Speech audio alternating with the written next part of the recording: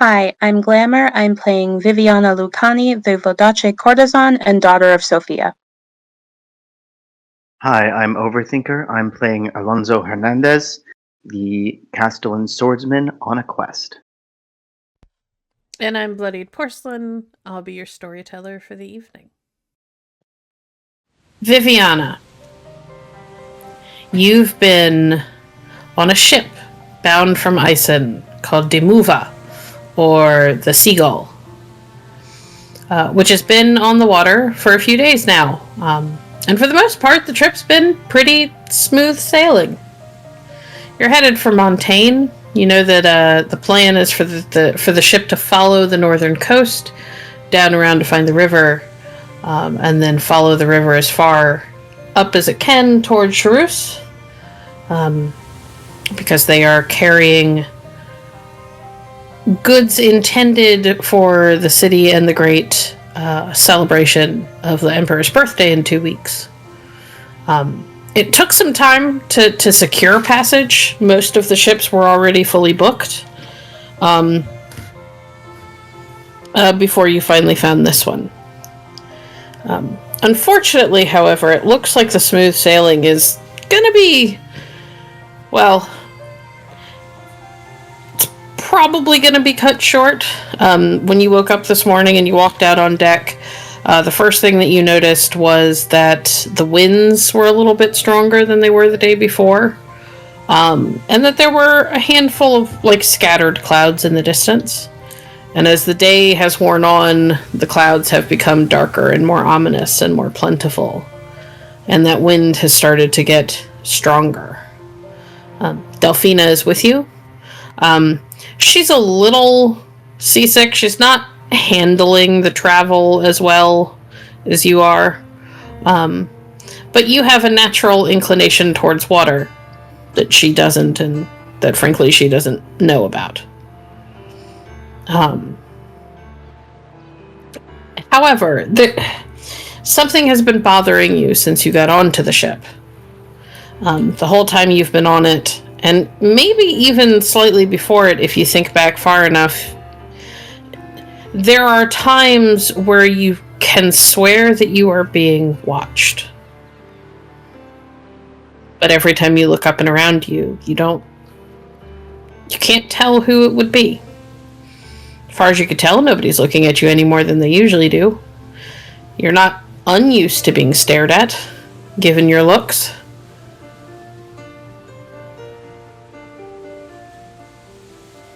But that's the situation you find yourself in as you stand on deck, and the skies get progressively darker. The crew gets a little bit more active, a little bit more lively. There's a tension in the air, both from the approaching storm and the people around you. Given that there is a storm approaching and Delphina hasn't been handling the travel as well as Viviana has, I think the first thing Viviana does when she wakes up is just go check on Delphina, see how she's doing, see if there's any way she can help to make her more comfortable, because she has done her a great service in agreeing to come with her on this hastily planned journey. Well, I mean, the good news is that, given how hard it was to book passage, you're in the same cabin. You and Delphina have been, literally side by side almost every moment of every day since leaving Isen. There isn't a whole lot of space to move around on a ship that is packed to the gills with things to be sold during the birthday festivities. As you are standing on deck, she seems a little uneasy, a little queasy, but she's been that way since you left, and there haven't really been any opportunities for that to get better. It doesn't matter how calm the waters are, it's still the sea, so it's still, the ship is still moving unnaturally to somebody who hasn't spent a lot of time on a boat. Yeah. What Viviana will do is just provide her some small comfort. Run place a comforting hand on her shoulder, like rub her back a little, not in an overly intimate way, but in a sort of, just in a sort of comforting gesture. And she'll say to her in Vodace, there, darling. I know that this journey has not been the most comfortable for you, and I thank you for accompanying me. Well, it's not like you have any control over the weather, and it's only going to get worse as she looks up at those clouds that are rolling in.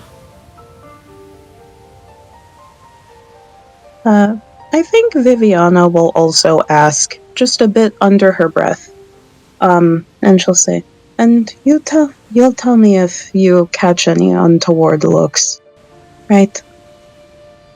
From the men on board or from anyone else." Yes, if I see any. Everyone has been very polite so far. Viviana nods. She will leave Delphina be for the time being, with a whisper to her to let her know if she needs anything, of course. And then she will head... you said she was already above deck, right? You guys are already above deck, yeah. Yeah, she will head towards, like, the side of the ship, sort of peer over it, almost as if she's expecting the water to tell her something. She's not using any of her abilities at the moment, but sometimes she does feel like she can get sort of an indication of what direction things are going to go in from troubled waters. So she just gazes out at the sea, then probably looks up, and do any of the members of can she speak the same language as any of the members of the ship? The captain and first mate can both speak Vodachan. Looking at your languages, most of them speak Ison. You've caught a couple of scattered words of Montaigne and Castilian, but most of them are Ison. Except for, and even the captain and first mate are Ison. They have very thick accents, but they can both speak Vodachan competently enough that you can have a conversation. Before you go to talk to anybody, however, I would like for you to roll me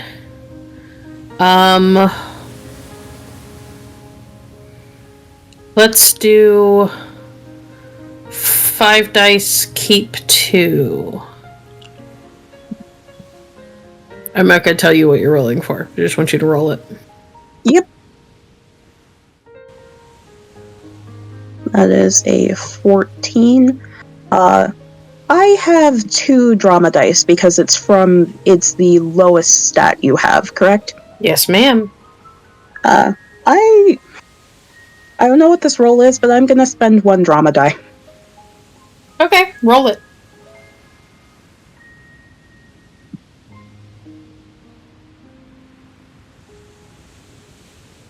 All right, that puts you at 17.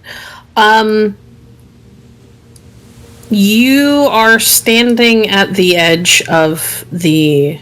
I say at the edge, but at the railing, looking down at the water, and your skin prickles, and you get that chill that races up your spine towards the base of your skull. Your heart kind of hammers a little bit faster in your chest, and that feeling of being watched is ever present. It's intent. There is a tiny part of you that almost feels like you're being stared at by some sort of predator, and it's got you in its gaze. Does she feel like the gaze is coming from somewhere around her on deck, or like it's coming from the water itself? You can't tell. Viviana will... Oh, go ahead. As that happens, what you don't hear because you're so focused and so caught up in this moment, is a very heavily Ison accented voice speaking in Vidace behind you.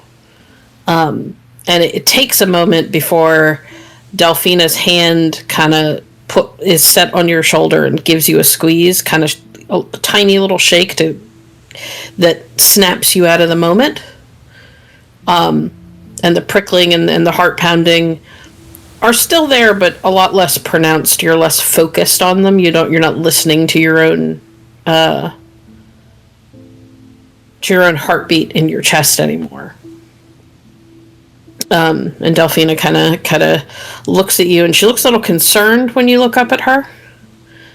The captain says we should get below deck. The storm's going to get worse. And that's around the time that you start to feel the first patters of raindrops falling on you. Viviana will nod. Yes, we should get below deck. It wouldn't be good to be caught up in the storm. She will take Delphina's hand, again, just a sort of comforting gesture to let her know that she's always near. And as she walks back below deck, she will glance, just try to act casual, but cast a subtle glance around to see if anyone in particular was staring at her. Like, to try to pinpoint where that gaze might have been coming from, if it was coming from someone on the deck. Okay, give me...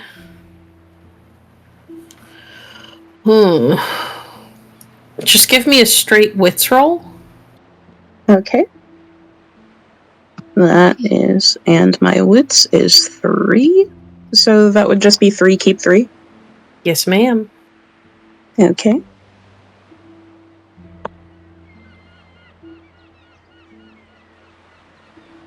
Yeah, you don't hit a 15. You don't see anybody that's looking at you. They all seem very intent on what they're doing. They're all sort of hurrying around. You hear the captain is shouting in Ison again. He's clearly giving orders to his crew. And you don't see anybody who seems to be paying you any particular amount of attention. Viviana will, in that case, just continue back below deck with Delphina. And I think she will just make a mental note to perhaps try to more directly pinpoint where. To try again later, essentially, to see if she can pinpoint where that gaze might have been coming from later on. Okay. Is there anything you want to do in the cabin once you guys get into your cabin? It's relatively small. There's two bunks, and not a whole lot else in there. There's like a tiny little table and then like a trunk with your belongings in it. But that's about it. It's a very small cabin that's really obviously intended for like either, the higher ranking crew members or the occasional important passenger. You get the feeling that the captain probably kicked some of his own crew out of the room to give it to you two because you're like two of very few women on board. Yeah, I think that, well, one thing that she does is in the journal that she keeps with her, she just makes a note in sort of a more coded language. She just makes a note of the date and the time of day where she felt this presence watching her, as she has been doing ever since she noticed it, just to try to keep track of it, to see, because this might again help her pinpoint it. She may make some ambient conversation with Delphina as the crew gets ready to brace for the storm. Okay. You and Delphina settle in for what is likely to be an uncomfortable night. At one point, you get the idea to take the chairs You notice that the table itself is kind of bolted into the floor and into the wall, so it doesn't go anywhere, but the chairs are freestanding. So you get the idea to like lay the chairs down on their side and tuck the backs of them like underneath of the bunk that you're lying on, or that you normally sleep in, which will hopefully keep them from rolling around too much. At least it'll catch them so that they don't go flying against walls and break. As the day progresses, the seas get rougher. Delphina is a hot mess. She can't keep any of the food down that gets brought, and not a whole lot gets brought, mostly just broth and bread. But she can't keep anything down, not even water. She's just kind of miserable the whole time, but she doesn't complain too much. She just sort of tries to keep a straight face right before she shoves her face in the bucket again. And eventually you're sure that it has worn on into night, and the seas are incredibly rough. Like, there are moments where you two are just sort of clinging to each other, and there is a little voice in the back of your head that is like, this is it, this is how I die. It's all gonna end right here. And in the middle of it, you're hearing lightning and the crack of lightning and the roll of thunder. The cries and shouts of men who are just desperately trying to keep their ship from capsizing or maybe breaking against something out in the waters that they may not necessarily be able to see. Whenever Delphina goes to throw up, Viviana will be sure to hold her hair up so it doesn't get in her face. She'll bring like a wet cloth to wipe her face afterwards. She'll just make sure to be supportive. If Delphina does manage to settle down for a bit, and there's a moment, like a lull, where perhaps the seasickness isn't as bad and the storm isn't as terrible, she might go, I have a question. Yes, ma'am. Would her seasickness, is there an indication that she might be getting dehydrated? Or that this really is something that we just have to let pass? If you were to get an indication like that, it would take more than just one night for it to show up. I mean, you can assume that she's probably going to end up there eventually if this keeps up for too long. But it's not gonna be an immediately obvious thing. Okay. She might just keep watch over Delphina, make sure that she doesn't get too far bad, and perhaps I'm thinking of doing a thing. Okay. Because I do have the ability to create healing bombs, but they're more so to treat like obvious wounds. So I don't think they would necessarily help with a healing bomb will not help settle someone's upset stomach because of seasickness. It's a good thought. If the seas keep tossing and you guys end up going for a tumble and she cracks her head on something, then absolutely yes, you'll be able to help her. But no, an upset stomach is not something that the healing bomb can help with. Yes. So, again, just being there for her. She's not going to go above deck, because that seems like she would just be getting in the crew's way and putting her life in danger at that point for no reason. Yeah, probably. You two, at some point in the middle of all of it, Delphina just sort of, like, you go to get up to, I don't know, like, wet the rag again, and Delphina just sort of, like, white-knuckles your hand. Just stay right here. Don't go anywhere. I can't. And then she just sort of gives it that another like low groan of, oh, my stomach. She's making it. She's made it very clear that she gets more comfort out of you physically being there, where she can hold on to you, than the constant back and forth. Because every time you get up to walk away, she watches you like a hawk, like she is expecting you to get thrown off your feet. And as you two sort of sit and cling to each other, one question. Yeah. I did bring my songbird with me. How's Sposa doing? Sposa's a little unhappy, but they're in their cage, which is hung from a hook in the ceiling.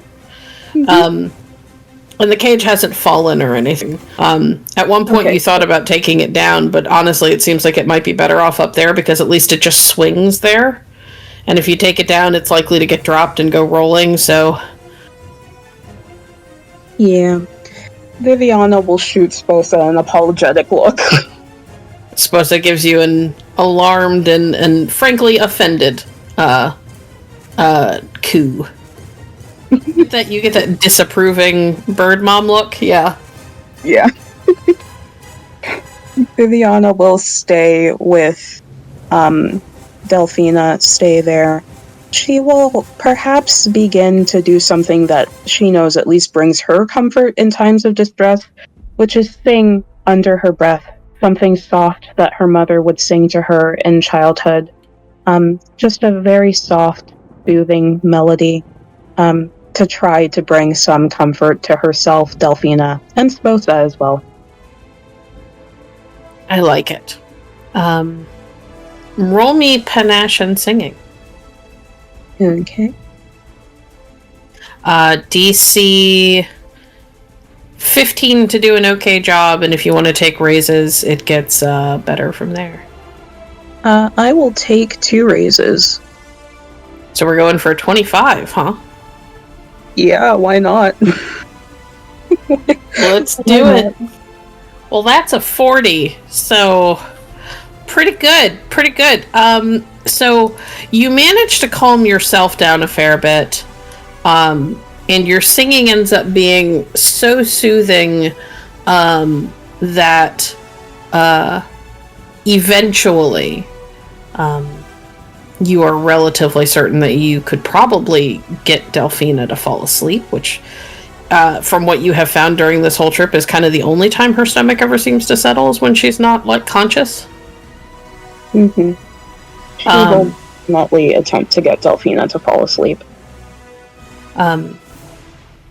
As you are singing and kind of clinging to each other, and kind of huddled up on, like, the bottom bunk of this bed, the bottom bunk, together, in the middle of it, your song is interrupted for just for a few moments by an incredibly loud crack. And you wonder for a moment if that's just another bolt of lightning, or if perhaps the entire ship is being pulled apart by the angry seas. And your arms go a little bit tighter around her, and she asks you not to stop singing. And you can tell by the look on her face that she's got the same worry. Viviana will sing louder at this point, trying to make her voice just sort of like a dominant force in the room. It already was, but now she's no longer softly singing. Now she's actively trying to be a distraction from the noises above deck. Okay. You don't know how long the storm lasts, or how long you sang before exhaustion and a sore throat, and the fact that Delphina had fallen asleep probably an hour at least before you finally fell asleep. But you do eventually drift off. And when you wake in the morning, it is sudden, and you're not entirely sure what woke you, because when you kind of come to, you realize that the not only are you alive, but the ship isn't tossing and turning the way that it was. Delphina is still asleep. She looks a little pale from the night's seasickness, but she is breathing evenly. Sposa has her head kind of tucked under her wing and is giving those little, like, half sleepy coos that birds do. Well, she is obviously trying to rest herself, but you can hear hurried footsteps and cries of alarm coming from the ship's deck above you.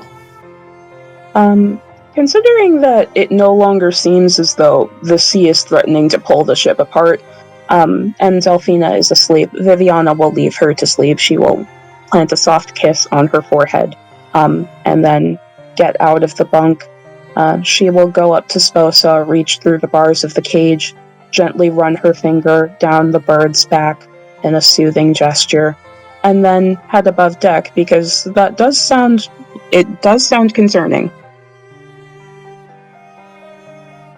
When you come out on deck, you are confronted by a handful of things that you realize that you're forced to take in, like, within the first second. The first is that the main mast of the ship has been snapped a few feet above the deck itself. Apparently the storm was so intense that either it got hit by something, maybe lightning, or just the wind was so intense, and the perhaps the sail got caught in a gale, but it snapped the mast right in two, and you're not sure where the top half of it is. The second thing that you realize is that you don't think you've ever seen this many people out on deck. This seems like an all hands on deck situation, and they are running around kind of wildly. There's a lot of shouting and icing. The captain is shouting orders. The first mate and the bosun are trying to kind of bring order to the situation. And the third thing that you realize is that there is another ship on the horizon with its sails out in full, and above them is flying a black flag. Viviana will take a moment to mutter under her breath, "Well, shit." And I think the first thing she does is just look around the crew, perhaps identify if anyone's hurt, see what state the crew is in.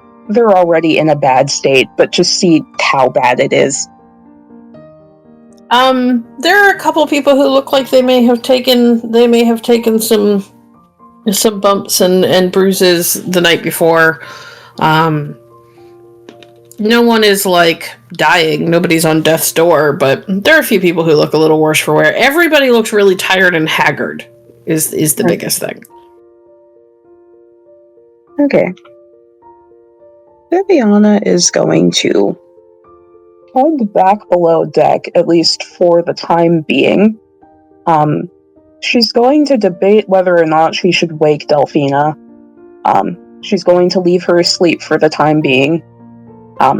Just because she could use time to recover. And then...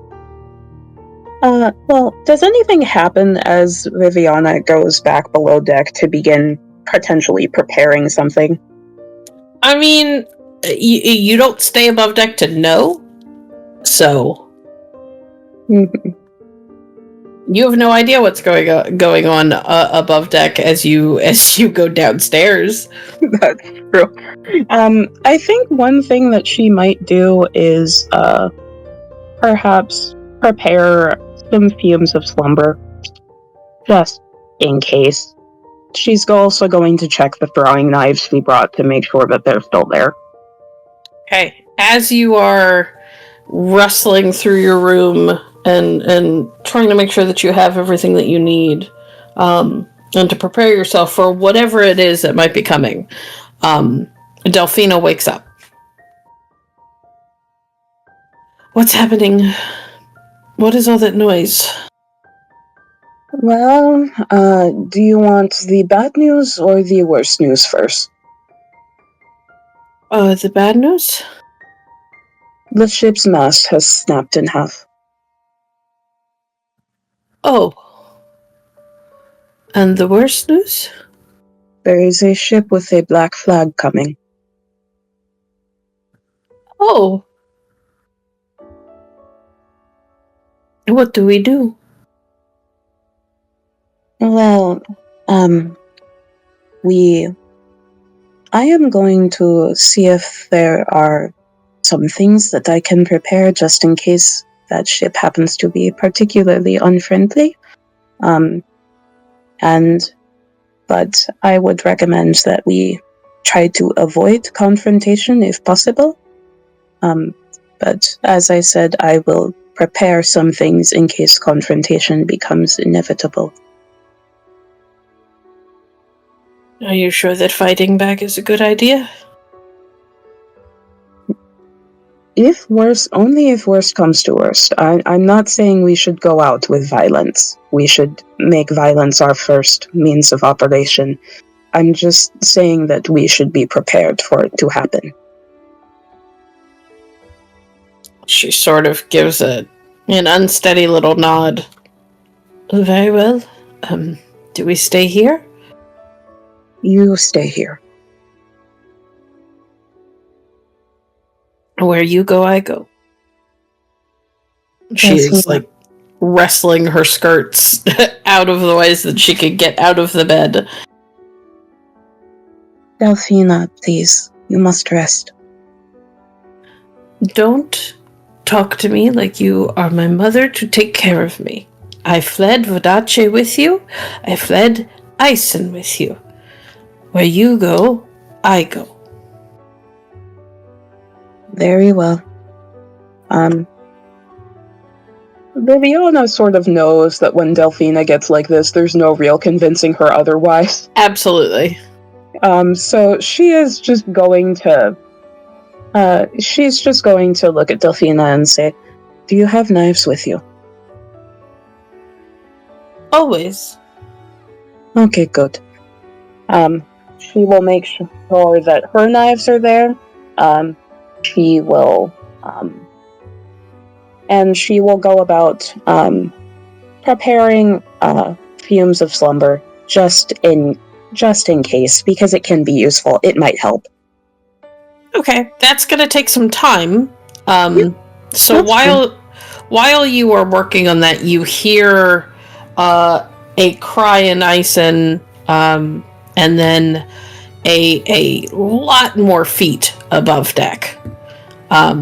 And you actually at one point hear a rather heavy thud, and it takes a moment before it clicks for you that what you are hearing is the sides of two ships kind of bumping together. And Delphina kind of looks up at the ceiling of the cabin, and a few moments, and you hear a shout in Montaigne, in a woman's voice. Take whatever you can find, and leave the crew with their lives unless they fight. I don't want any more bloodshed than is necessary. And then there is more footsteps, except that they're spreading out in different directions, and you can tell that some of them are coming down the stairs, leading down into the level of the ship that you were in. Viviana will, I think, look to Delphina, and then motion for her to just be ready in case whoever's coming downstairs does not respect the words of their captain and decides that bloodshed is what they want. And she is going to just... is there any way... This cabin's pretty small, so there's probably not anywhere to hide. There's nowhere to hide, no. Yeah, she's just going to sit on the bed and look casual. Like, casually going about, just like flipping through her journal, just acting as though the ship has not just been boarded. This is all totally normal. This is normal. Hey, I'm from Vodace. I've seen worse. Delphina kind of takes your lead and pulls those two chairs out from under the bed, and sets them upright and sits herself down in one of them and tries to look casual, but is not doing as good of a job as you are. Eventually, your door opens. There's no knock, no circumstance. It just pushed open. And you see a young woman standing there. She's got skin that looks like it was probably pretty pale for a long time, but has been kind of burnt and freckled and burnt and freckled and burnt and freckled for long enough because she's been at sea, that it's hard to tell exactly what her natural skin tone is because of all of the freckles. And she's got this kind of wild frizzy blonde hair. And she kind of looks at the two of you and goes, "Huh, well, I wasn't expecting that. Well, come on. The captain will want to meet you." Viviana will, spare her a glance looking up from her book and say, she says in Montaigne, it is considered proper etiquette to knock. Yes, well, it's also considered proper etiquette to not get on someone else's ship, but fuck all if I care. Now, come on, let's go. Viviana will stand up, sort of take a moment longer than necessary to straighten out her hair, straighten out her clothes, maybe pull out her small mirror and check her face. And then she will follow the woman's lead. You and Delphina are led up above deck by the young woman who and you realize as you walk out onto the deck that there are a lot more. Number one, there's a lot more people on deck now. The merchant ship's crew are for the most part either standing or kneeling. And being kind of patrolled by a couple of what are obviously like pirates. They're in like mismatched clothing.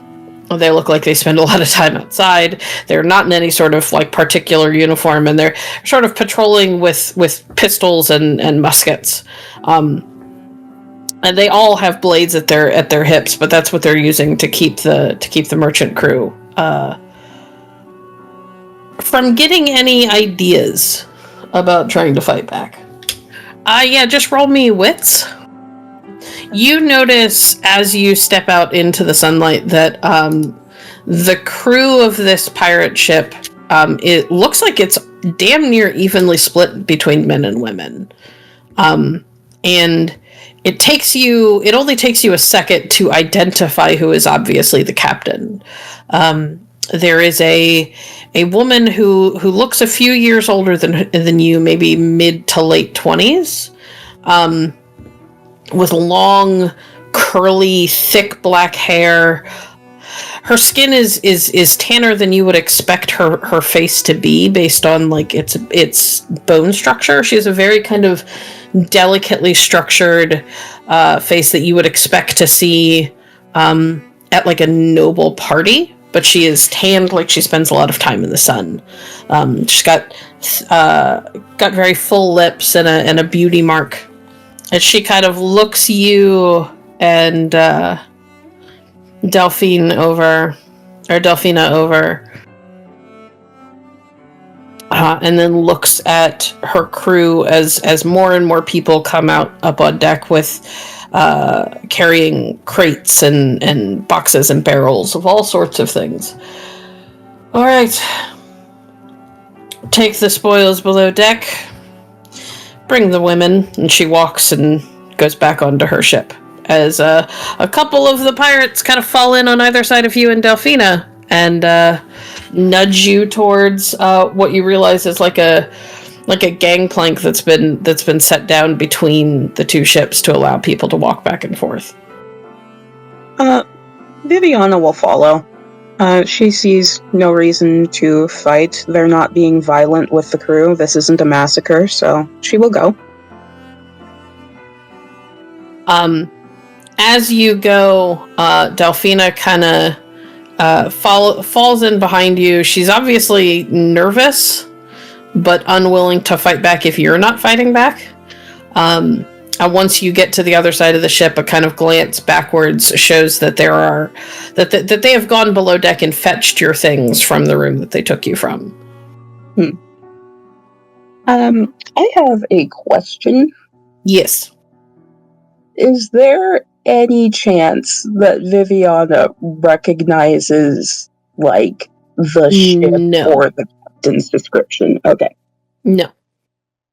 Mm-hmm. You do know from having looked at the side of the ship, though, that you are aboard a ship called the Wayward Dove. Mm-hmm. Pretty name. Indeed. Or, I'm sorry, not Wayward Dove, Wayward Swan. You are, for a little while, you're just kind of put into you're taken into the captain's quarters and told to sit, and one of the pirates kind of keeps an eye on you to make sure that you're not, like, trying to steal anything or whatever. And you can hear outside that they are finishing gathering all of the things from the Seagull and eventually pushing off away from it and setting sail again. The captain is shouting orders, giving headings.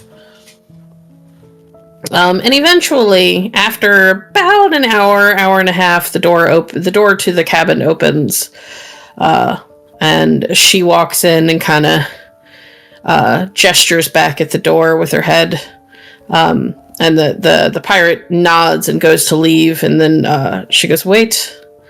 And she looks at Delphina and then glances at you. "Take that one to the room. I have to talk to this one. She's in charge." And the pirate looks a little confused because how the fuck would she know who's in charge, but shrugs and decides that it's best not to argue with the captain, and Delphina kind of looks at you like she doesn't want to go. Viviana gives her just, like, a very calm look. Like at this point in time, there is no reason to fight. Let's just let it happen.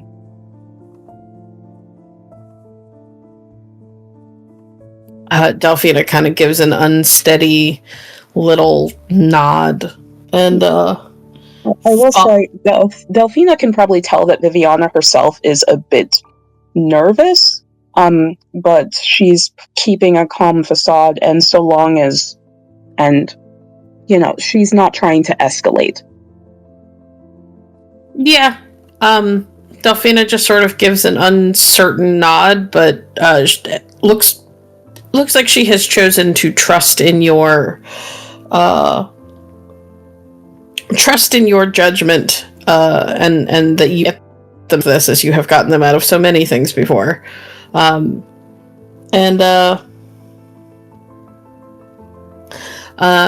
Walks out following the pirate.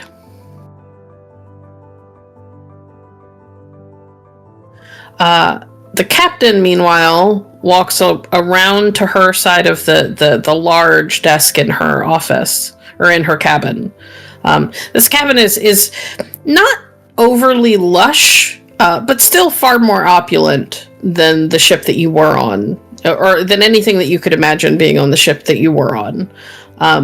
Her cabin is decorated from wall to wall with what look like trinkets that might have been taken from any number of places in Thay. You see fabrics that look like they may have come from the Crescent Empire, and you see little, like, statuettes that may have been carved in Ison. There's all sorts of interesting knickknacks and doodads everywhere. And she kind of walks and sinks into this chair and leans back and kind of looks at you for a moment. What is your name? Francesca Lombardi. Do not lie to me, Francesca Lombardi. Not Francesca Lombardi. What is your name? Viviana will sigh, and she will say, Viviana Lucani, do you plan to ransom me? No, I have better uses for you than that. And she tugs off the gloves that she is wearing. Make me another wits roll. Yes. She tugs off her gloves, and the first thing, and almost on instinct, your eyes go to her ring fingers, and you see the marking on her hand. That signifies her as one of Sophia's daughters. Viviana more immediately, like the tension in her shoulders that she herself may not have realized was there, just sort of relaxes a bit.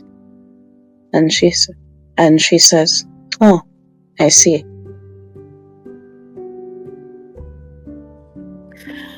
You will have to forgive me, sister, for the unorthodox method of meeting. I was watching you for days to make sure that you made it to where you were supposed to go, and then that storm hit.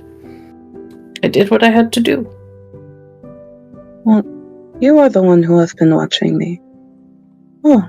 I watch everyone on these waters. That explains quite a lot.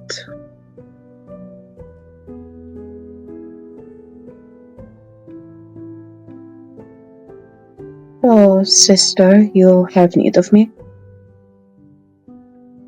Well, I have a job for you. It's not for me, but the person I was going to send is not going to make it on time, I worry. So I send you first, and she will catch up if she is able. Okay. What is the job?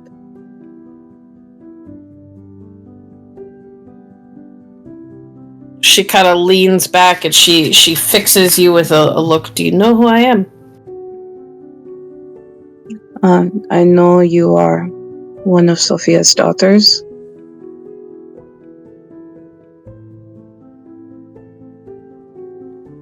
Yes. My name is Isabella de Montaigne. Viviana, visibly just, it's like a shockwave passes through her body. And, she stares at her and, blinks and, she squints her eyes a bit as though she's trying to see it. As though, the fact that she is Isabella de Montaigne will suddenly, become more apparent. And she opens her mouth, closes it, and then opens her mouth again and says, well, I knew the order's reach spread far, but not quite that far. And that is by design. But I have an unusual and extreme request, so you should know from whom it is coming so that you take it seriously. Of course. It is rather funny. I came on this little venture hoping to escape my responsibilities for a time, and of course it seems they have found me again. Ah, little sister, they will always find you, no matter where you go. Everywhere the water is, there are responsibilities. Yes, well, I had best accept them graciously. That would be wise. Now, for the task. As I said, this was originally given to another sister, but she's been delayed. In the meantime, I send you in her place. Viviana Lucani, I need you to kidnap the Imperatrix of Montaigne. I'm sorry, you need me to what? Well, kidnap might be a strong word. She wants to leave, but everyone will say you kidnapped her. Okay. Well, I suppose that is slightly better than outright kidnapping. Well, not in the eyes of the law, but, you do your job right, they won't find you. They won't know it was you anyway. True.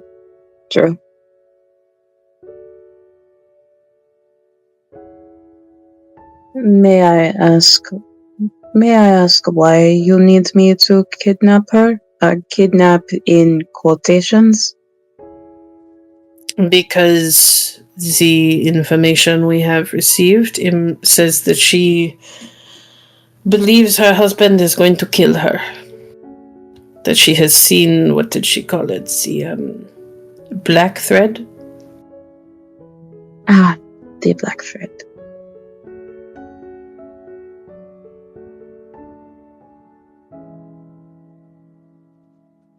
We know that this will take time. We do not think it is going to happen immediately. It will take time for you to get close enough. But as you are the first sister I have seen, that I can afford to put on such a task, because you are not known in Montaigne, it falls to you. Well then, I suppose I shall have to start building connections in Montaigne. Yes. The only other help I can give you is the name of the location of one of our safe houses and the name of the woman who keeps it, who is also a daughter. Well, that is better than nothing. That is a place to start. Her name is Madame du Chatelaine, and she has a chateau in Charouse. Madame du Chatelaine. She is not nobility. She is a merchant, but it is better than nothing. Yes, better than nothing.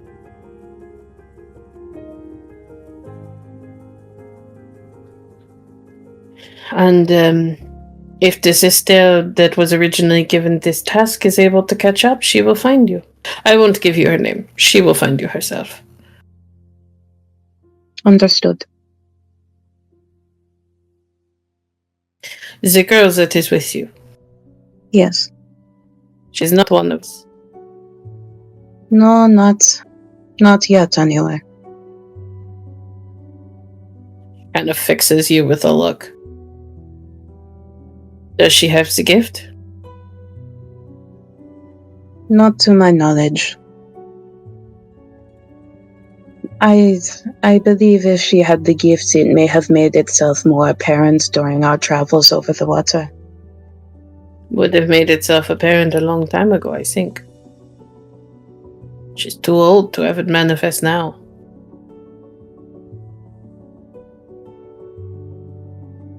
Well, she is very dear to me. Then you should think about sending her away. Yes, I began thinking about that quite some time ago. She has endured much on this journey to be with me, but I think she should endure no more. If you take her to Charouse with you, she is likely to die. Yes. I must send her away. And Viviana does look a bit sad at that, but she quickly steels herself. In reality, she knew it was a bad idea to take Delphina with her. Is there any reason why she should not go back to Vodace? No, Well, no reason other than we will have to send her back kicking and screaming, I think.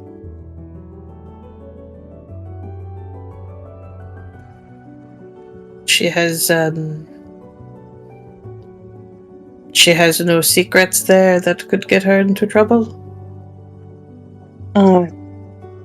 Everyone in Vodace has secrets that could get them into trouble. Yes, I mean secrets that other people know. One that may prove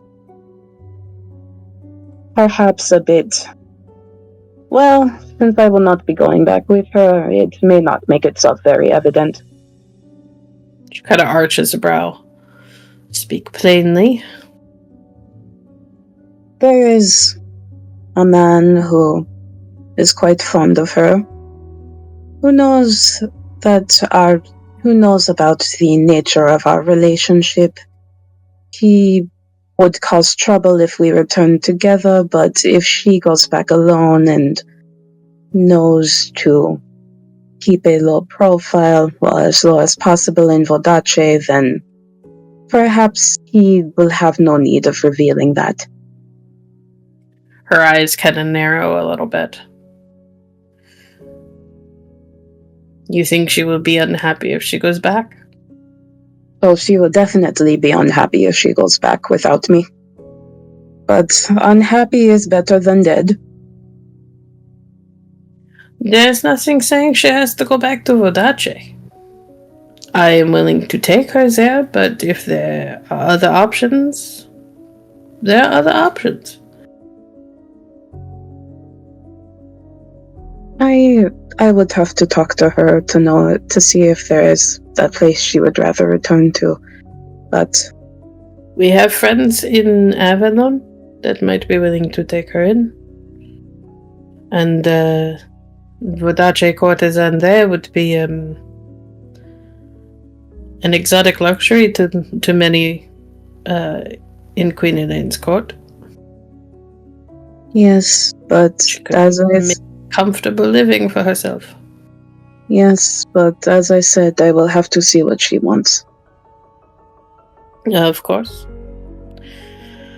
Well, go on then. Thank you, sister. Though our meeting was unorthodox, and this is quite the mission you have given me, it is always good to meet one of the daughters. She kind of nods a little bit as she tugs her gloves on. I am just captain outside of these walls, you understand? Of course, Captain. She goes to open the door and looks over at a kind of squirrely, wiry looking man nearby. Rat, show her to her room. And he kind of, his head snaps up and he looks over. Yes, Captain. Then hurries over and leads you down and beneath deck. A glance around can show that they have their sails out in full, and the seagull is just a dot on the horizon. Okay. You are shown below deck into another kind of cramped cabin. There's only one bed in here, and when the door opens, Delphina is pacing. Your bird is there on a table, and your trunk has been kind of like upended onto one side and stashed in a corner because it's the only way it would fit. And when Delphina sees you, her eyes go wide, and as soon as the door is shut, she kind of throws herself into your arms. I was so scared. You are all right? Yes, it was fine. She just wanted to talk to gain our measure, I think. Know exactly what kind of women she was dealing with. The kind who don't appreciate being kidnapped by pirates. Yes, They're going to ransom us? No, I don't think that is what will be happening. Are you sure? And I'm very sure, trust me. We will not be ransomed. Well, then what happens now? Are we to be taken and sold at market somewhere? No. What happens now is that I will be going to Montana as planned, and you will be heading home. What? There are things that I have learned of, things that I must take care of. This is no longer an escape from the great game. And I fear that if I were to involve you, you would be in grave danger.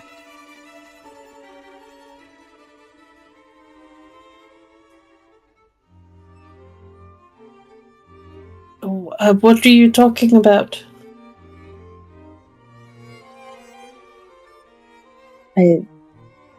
Delphina, I need you to trust me. It is better if you go home. I don't want to go home. I've done nothing but trust you. You keep asking me to trust you, but you don't ever tell me anything. I tell you plenty, just there are certain things I cannot tell you because I must keep you safe.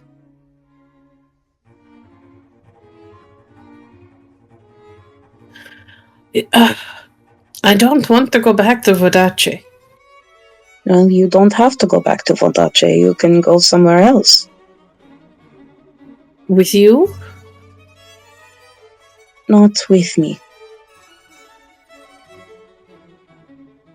Then where do you want me to go? You could go to Avalon.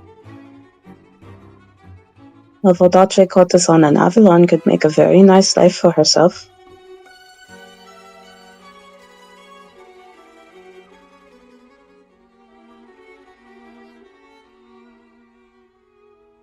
If I go to Avalon...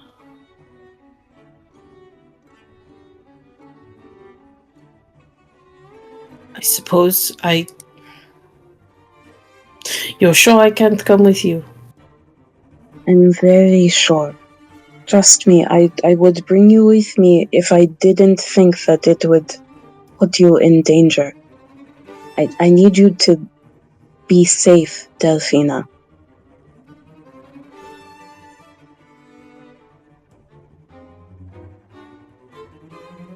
You will keep in touch? I will write whenever possible.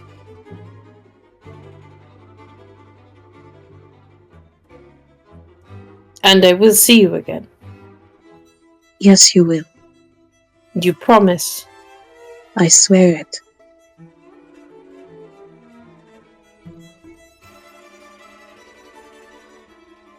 She looks conflicted. Like she doesn't want to agree. Make me a...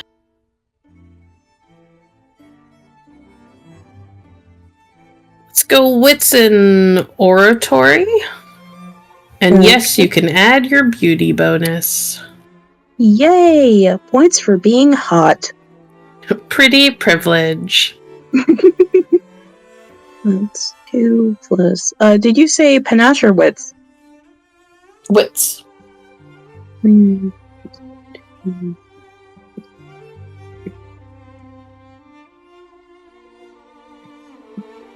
Okay.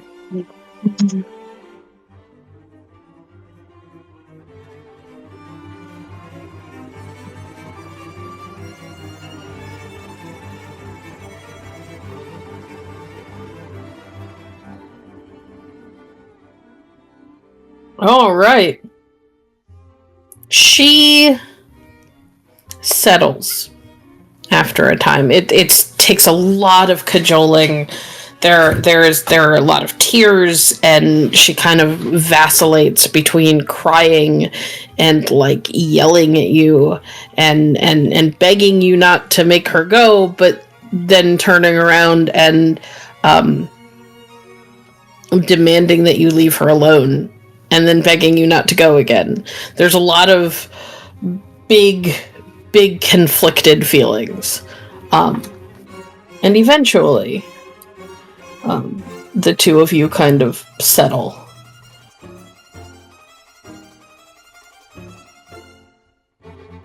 Delphina.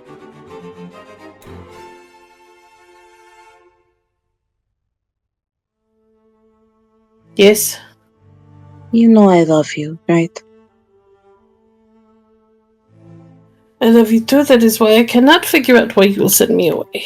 Why you won't tell me what is going on.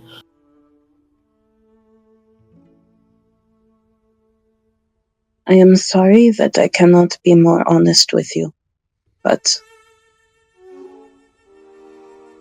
I can't be.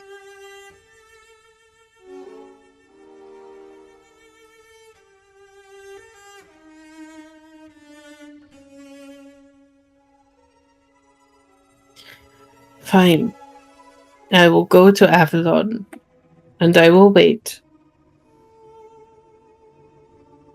But if you don't write, I'm coming to find you.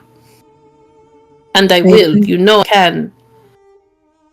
I know you will, and I will write, I promise. You better.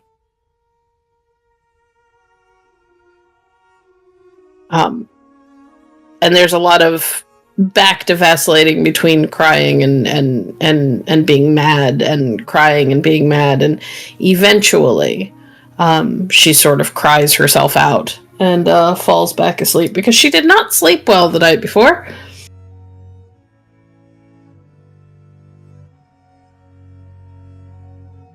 Viviana will sort of stroke her hair as she falls asleep, humming a bit to sort of aid in her falling asleep. And then she will go take Sposa out of her cage, just for a little bit, letting the bird, sort of ride on her finger for a bit, and stroking her feathers. I am so sorry I have had to keep you locked up for all this time on a ship. I know it is not your preference. Sposa gives a little coo and leans in to nuzzle your cheek. And we are gonna leave your scene there with Isabelle de Montaigne, captain of the Wayward Swan, eventually getting you to a point where there's almost land in sight. They've put up a different flag altogether. It's the middle of the night. You are spirited onto a smuggler's boat, a little dinghy that takes you toward the shore, where you eventually put into a carriage, and you and Sposa and your belongings make your way to Charouse and to the Chateau Chatelaine. Thank you for watching Opus de Requiem. If you enjoy this story, please make sure to like, comment, and subscribe to follow more of our content. You can find all of our actual plays on our website at www.hallowedhavenstudios.com. Please consider supporting us on Patreon at patreon.com/hallowedhavenstudios. Your support helps make more stories like this possible. Alonso, you are on the last leg of your journey to Charouse. The last town that you stayed in really could barely be called a village, let alone a town. But there were merchants passing through on their way, carrying goods to be sold and peddled during the festivities for the Emperor's birthday.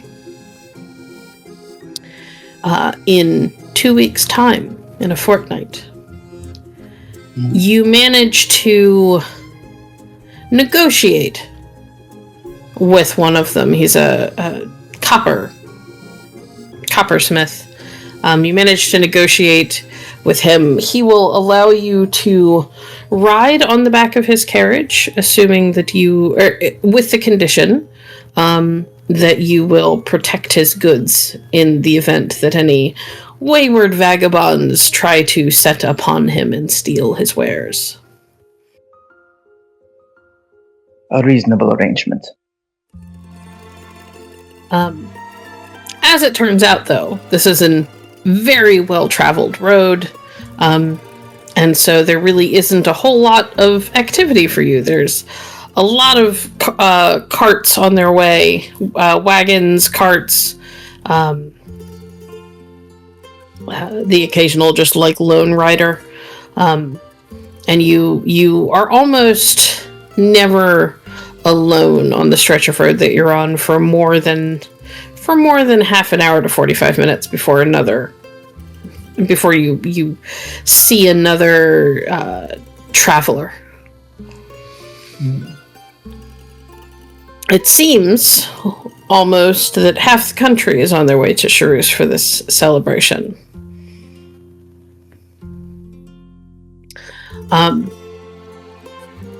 When you get your first look at the city, you realize that this is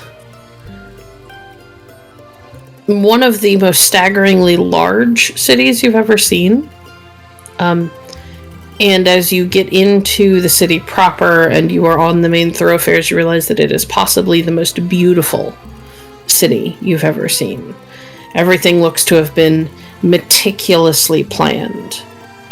There are perfectly clean, manicured lawns on either side of the cobblestone roads. The roads themselves look like they are swept regularly. The buildings are made of bright stone, and have grand edifices. It is like being from Castile and seeing some of the things that you've seen. You've seen beautiful things before, but this is the kind of place that just feels immense and kind of takes your breath away.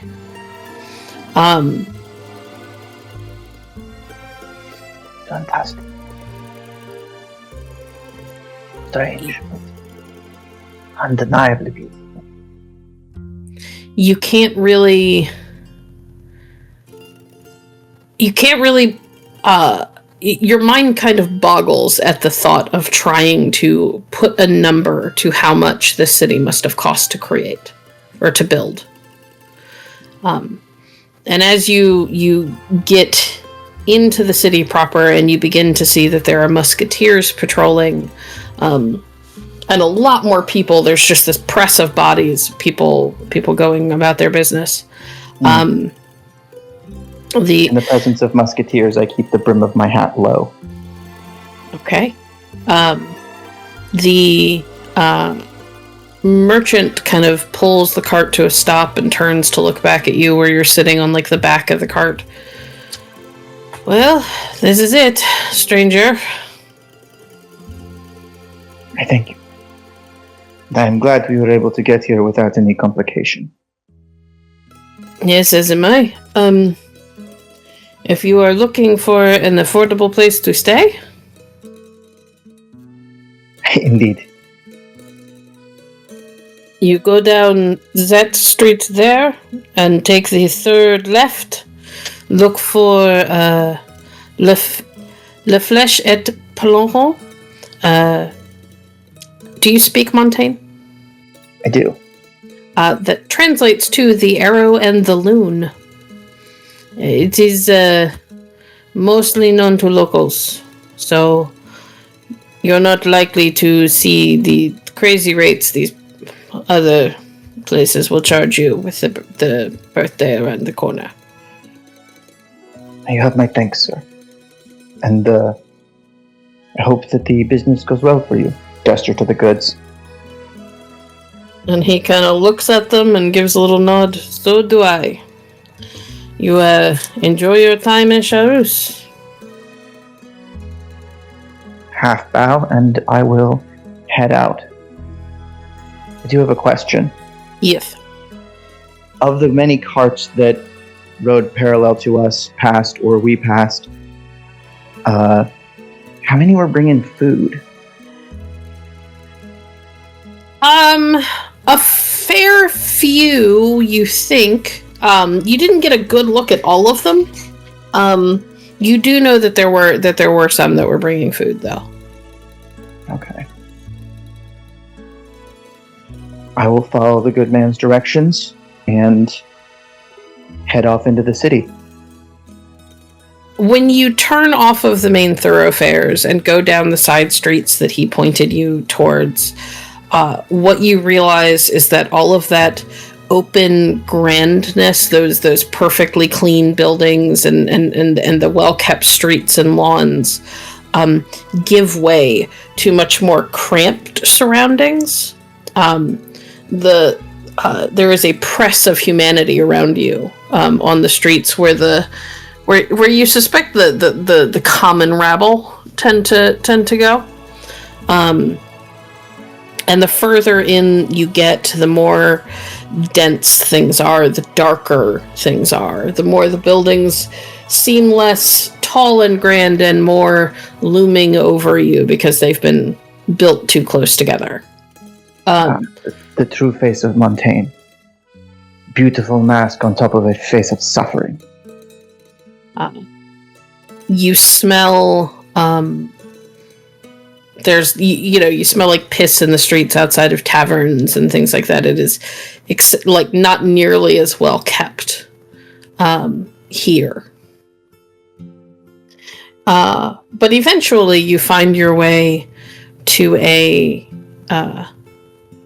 inn and tavern that has a sign hanging over it where an arrow is passing through some sort of odd-looking bird.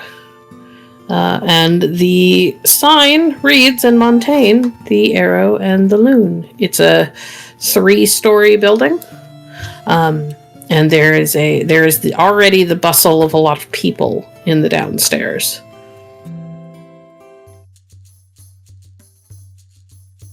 Takes a deep breath and steels himself. All right. And I will go in and just try to shoulder my way past people, keep a firm hand on my backpack as I go for the counter and rental of a room. All right. Behind the counter is a older woman who looks to be in her late 40s, early 50s. She's got a little bit of gray at her temples.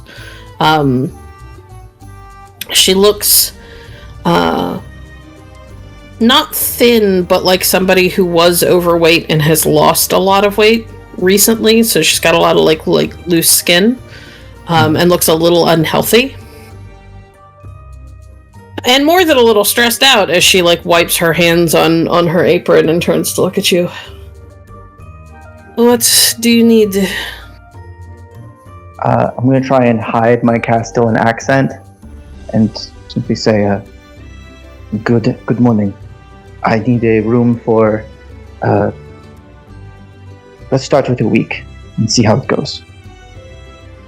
Just a week? You know, if you only take a week, you might not have a room when the celebrations come.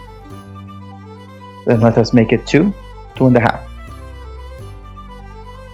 That sounds like it would be a good idea for you. And she quotes you a room. I, at the moment, don't have the room rates on me, so we'll figure those out after session.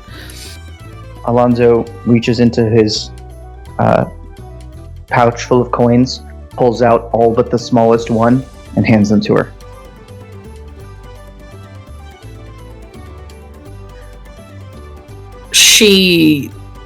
Are you overpaying, on purpose? Is that what you're saying?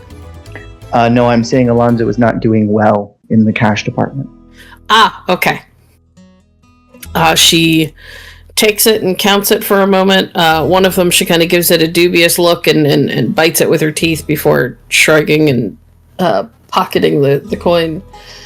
And turns to grab a key and hands it over to you. 3rd floor. first on the left. Thank you.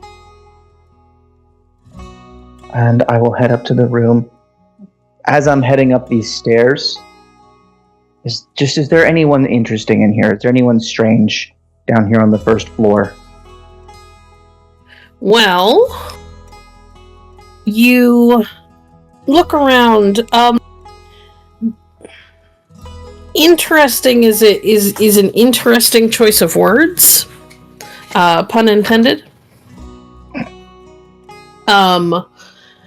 It's not so much that any of these people look on their face to be interesting, but after a moment of kind of looking around and kind of like tilting your head to try and catch some of the conversation, you realize that at least a couple of people are gathered around a table and are having a kind of like whisper shout match about the extravagance and expense of the celebrations that are coming up, and the fact that there's a war on and people are starving, but the emperor is still throwing these massive parties and shutting down half of the city to do it.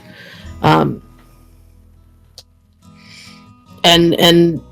this is stuff that they clearly don't want overheard, but one guy is clearly a little bit in his cups even this early in the day, and has some feelings about it, and the other guys are trying to calm him down and get him to be quiet, because if they get overheard by the wrong people, it could be a problem for them. Mm-hmm.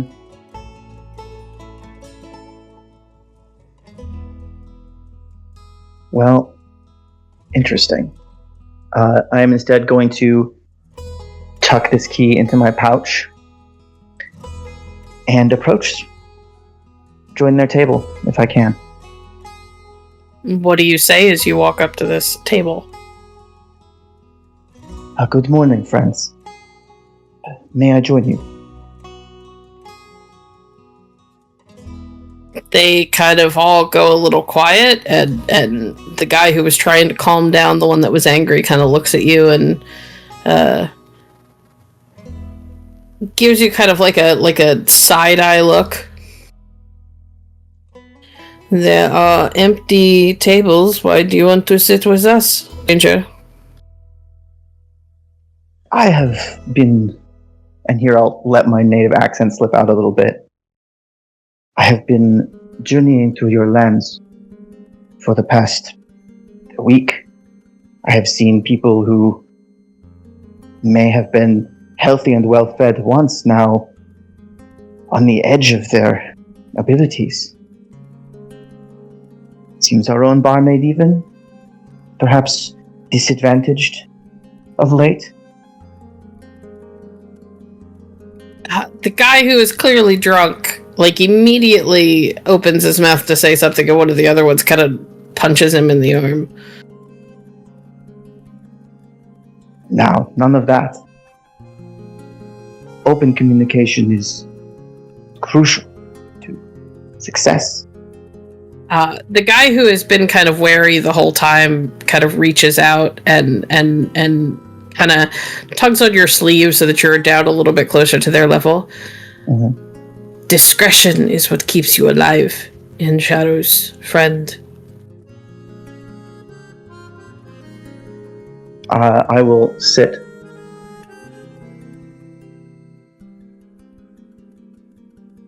Then in shadows we may be.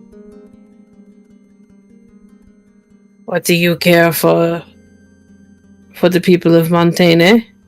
You're not from here?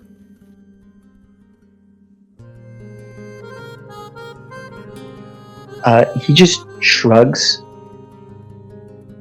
The world is an interesting place. One must study all facets that one can if one is to better understand it.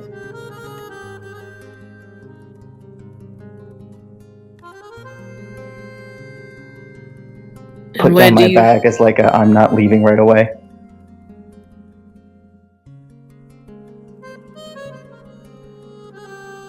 And where do you stand on the state of everything and this upcoming party,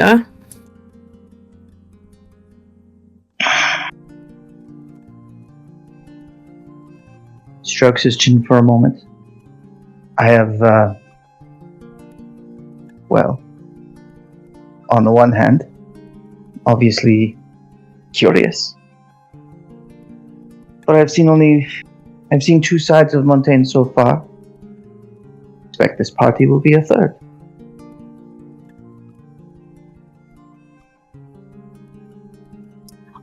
They all kind of settle after a few moments. And it doesn't take long before the man across the table leans in and begins to once again kind of drunkenly talk about just the state of things. The fact that here in Charouse they have some food. They have food, but most of it goes to the richest. And the best pickings always go to the richest. And he has no idea how this celebration is supposed to happen without people without people ending up starving afterwards. There's just so much money going into this, and there's so many people coming in from out of the country and out of the city. How are they supposed to continue to feed themselves if all the food goes into the celebrations? And his friends occasionally kind of hush him and try to not stop him from talking, but try to get him to be quieter, because they're constantly looking up around the room to try and make sure that nobody who shouldn't be hearing this is. Alonso is listening to this, just sort of picking out the pieces of information aside from the, like, this guy's clearly angry about it, but what does he actually know? And then making a self-deprecating joke. He's like, all these tourists coming. I'm like, yes, I am part of the problem. Roll me wits and politics. DC 15. I just want to see how much you can kind of get from all of the drunken rambling. This is more about what you can piece together, because there are times where he's just angry and not making a lot of sense, and other times where there might be stuff in there worth understanding. Cool. You said 15? Yes. I will take a raise. Okay. Raise might get you more information. 24. Good. Roll me 2 more d10s. Should have taken more raises.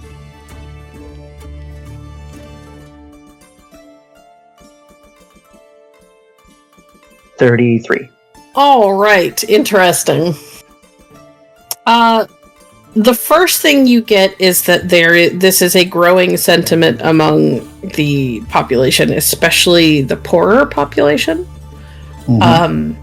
You also get that the musketeers do what they can for the little folk.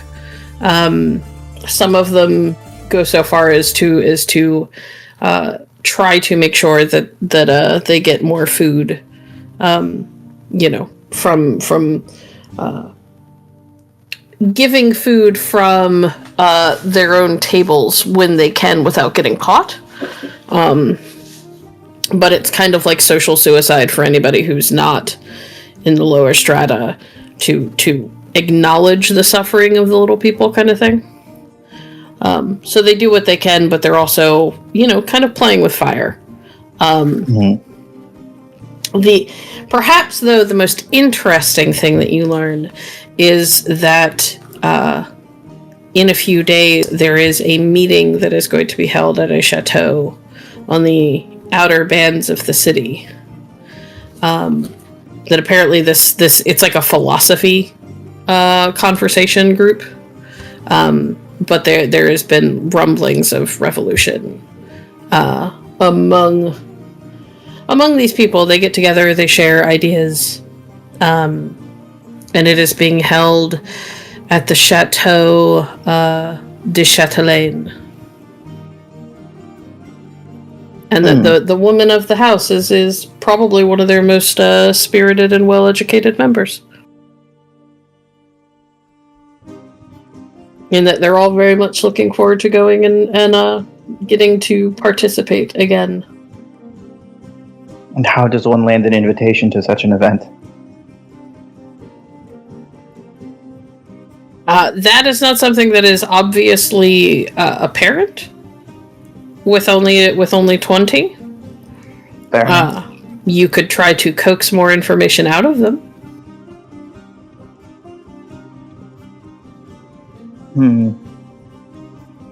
Yeah, we're doing all right.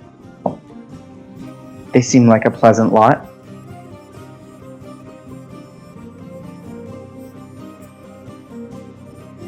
How would you like to go about that? Yeah. This event, this meeting of minds, this is very good. This is a little unexpected, but good. I assume there will be many educated individuals. I would be interested to hear their opinions. Does one simply attend, or open forum? Is that the word?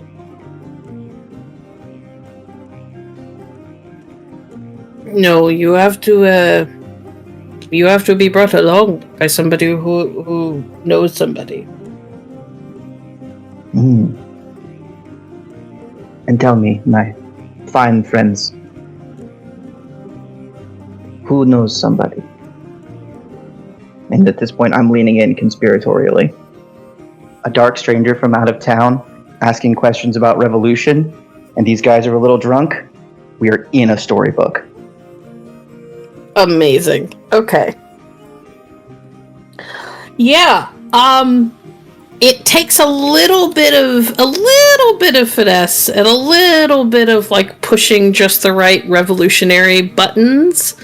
And honestly, the fact that you are young, and have that kind of like passionate, bright-eyed spirit to you, is enough to get them a little bit more riled up and a little bit more at ease with you. The one who is drunk kind of claps a hand on your shoulder.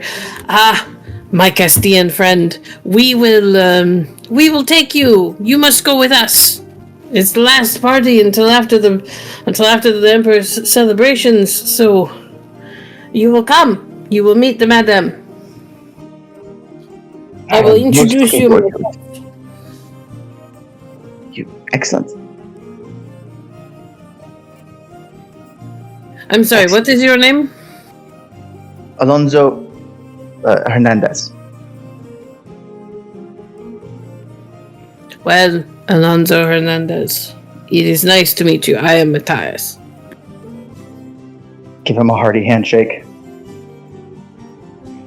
And he shakes your hand back, and the hearty handshake is kind of, with him being drunk, nearly topples him off of his stool before one of his friends kind of grabs him and hauls him back up onto it.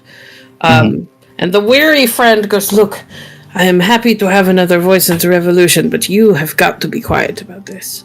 This is the sort of thing that could get us killed."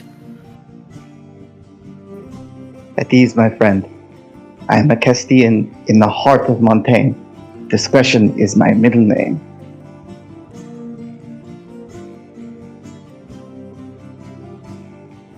He kind of gives you a look like he's not entirely sure he believes you. I've also got a shading grin, so... You are just the random dude who came and sat at their table uninvited, so... But he just sort of sighs and gives a little shrug. Make a mental note that he's the sensible one. Do you have a room already? I do, yes.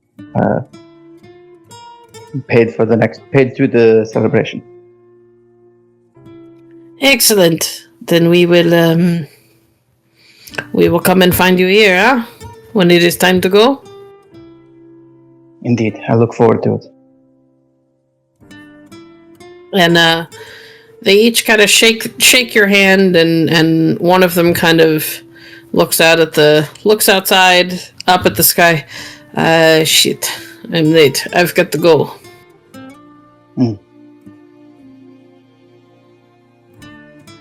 And Matthias pushes himself to his feet, like he looks like he's gonna try and follow, and then immediately regrets it and sits back down. I'll get him some water, and I feel like we've done this. This has been great. I need some money. Do I think these guys can find me a temporary job or something while I wait for this event? Thinking. Because otherwise I'm hunting pigeons for dinner.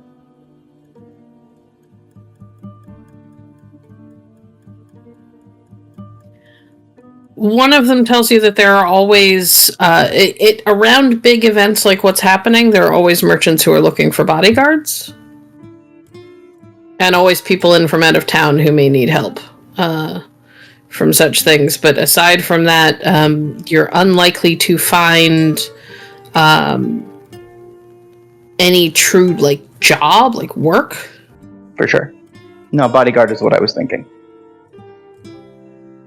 He doesn't know of anyone anyone personally, but he said that there's always merchants coming in from out of town, and if you can find one who doesn't have one of those big Ison bastards to guard him, that might be someone to ask. Most grateful, Matthias. Here's your water. Matthias takes the water, kind of makes a face, but sips at it. I'm assuming you're gonna go up and put your stuff in your room? Yeah. As the others kind of break up and go off to their various jobs and things? Mm-hmm. Okay. What are you going to do once you get settled? Are you gonna rest for a bit before you go out, or are you just gonna go out immediately? Alonso enters this room, This is a local place. Are we talking sparse, homey, attempting to be decadent? Sparse. This is one of those places where, it's feels homey, but is clearly not, in amazing shape financially. It's obvious that they're trying to make it comfortable. Mm-hmm. The quilt is pretty, but threadbare. Yes. All right. Alonso takes a minute, sits on the bed, puts his hat beside him. This is a strange feeling. Place is so... It's bigger than I expected.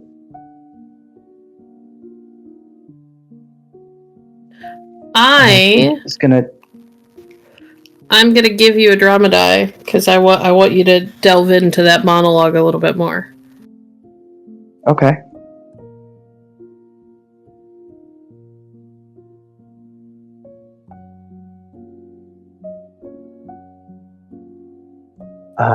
Alonso thinks back to first to the family estate, which is almost a town in of itself, but far nicer than the towns he's passed on his way to the city. He's like, that's like a block here. It was the density, the sheer number of people, and the conditions. At least in Castile, I know that every man on the street can have food in his hand, or an education. These people, these aristocrats, they cannot care. They cannot take care of their people. It is cruelty indeed. Perhaps this is where this darkness comes from. The cruelty bred of system and malice and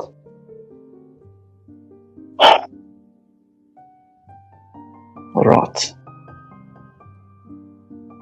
Montaigne, I believe you are rotten.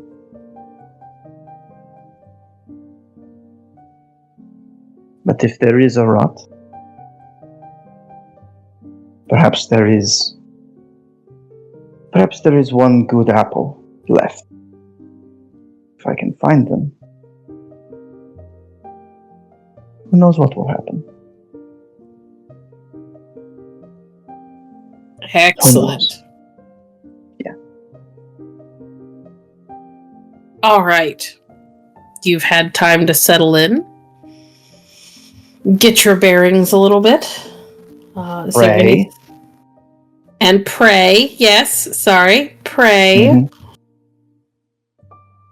Is there anything in particular you would like to do?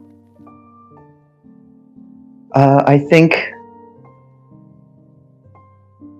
the cap returns a level of anonymity that is just like as good as armor to him. This is all enemy territory to an extent. And sure, those guys were fine, but there's musketeers everywhere. There's problems. So we're playing it safe. Keep a low profile. Okay. That is until I can find this work. So, in a meandering way, following whichever way his feet deem appropriate, he's going to head back towards like the entrance gates to the city and post up looking for merchants who could afford the services of a licensed member of the Swordsman's Guild. Okay. Rather than posting up at the gates, your friends would have suggested that you head for the markets. Cool. And the kind of slightly wealthier parts of the city, the kind of like upper middle class parts, are probably where you are most likely to find the types of people who can afford you. Perfect. Headed there, this place is, I mean, it's busy. With everything going on, there's kind of people kind of bustling to and fro. There's this air of kind of frantic but excited energy around you. There's a lot of money changing hands when and where you can see it. What look like servants of some of the major households, or they go into shops, they walk out with bundles in their arms. Occasionally you'll see a upper middle class to even wealthier people kind of walking along the thoroughfares, kind of ducking into shops to speak with seamstresses and tailors and everyone from that to bakers. And then eventually you get to the end of it and out into the square that is this kind of like open air space, and there's lots and lots of merchants' carts and stalls set up. And you could see people who have like the kind of trademark dark skin of people who come from the Crescent Empire, to people who are paler and have a kind of wild red hair that you would expect to see coming from like Avalon, and even people who are tall and fair-skinned and with long blonde hair that you would kind of expect probably would be a Vendel. Vendel.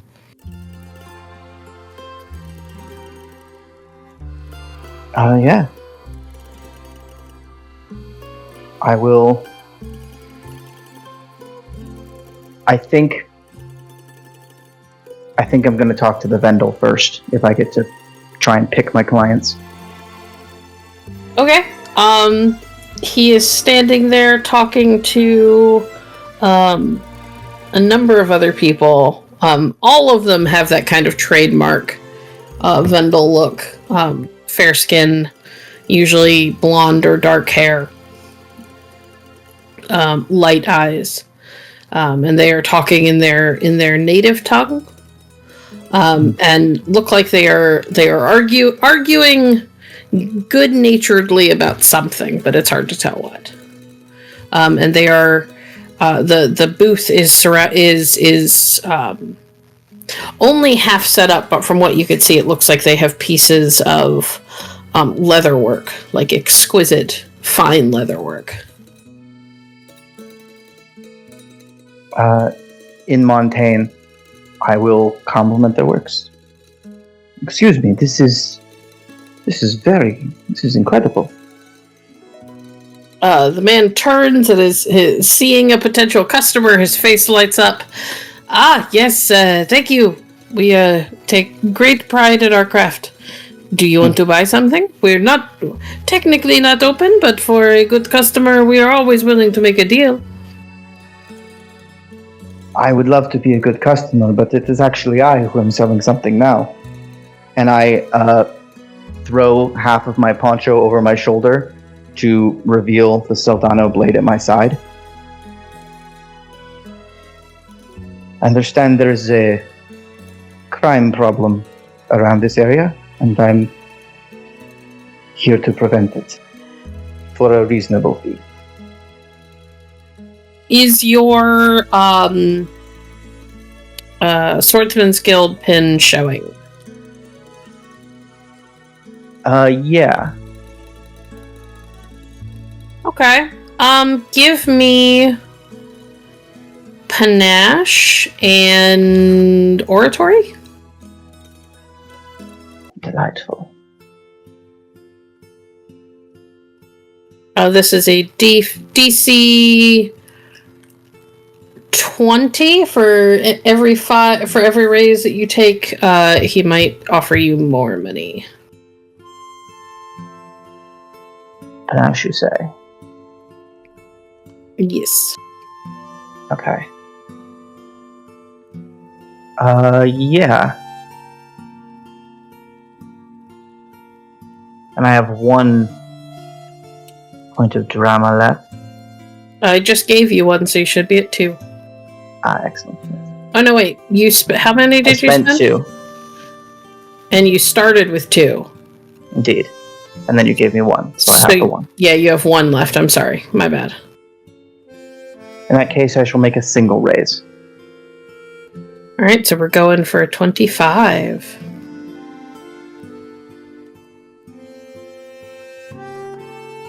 I get it.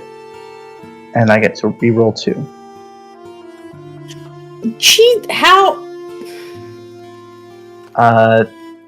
Yeah, 33. Okay. Jesus Christ. Alright, cool. He kind of looks you over, and there's a moment where he looks a little like he's ready to just sort of wave you off and insist that they don't need any help, and a younger woman kind of comes up behind him and very lightly kind of smacks him on the bicep and says something in their native tongue, and he kind of answers back, and they go back and forth a little bit, and eventually she switches to Montaigne and kind of gestures at you. He obviously needs the work, and we could use an extra set of eyes. I can't always be here to watch over you. At some point I have to sleep. And the man kind of tisks and hems and haws again, and she just sort of rolls her eyes and looks at you and goes, "You're hired." Grazie. Whatever would you like me to help set up, or just keep an eye out?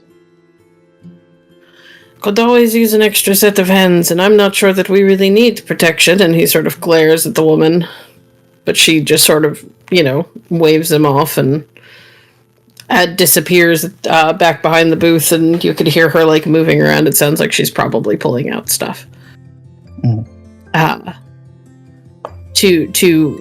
Is there any anything you want to do, like talking with them or whatever, or are you just gonna set yourself up as like their guard until the celebrations and potentially beyond?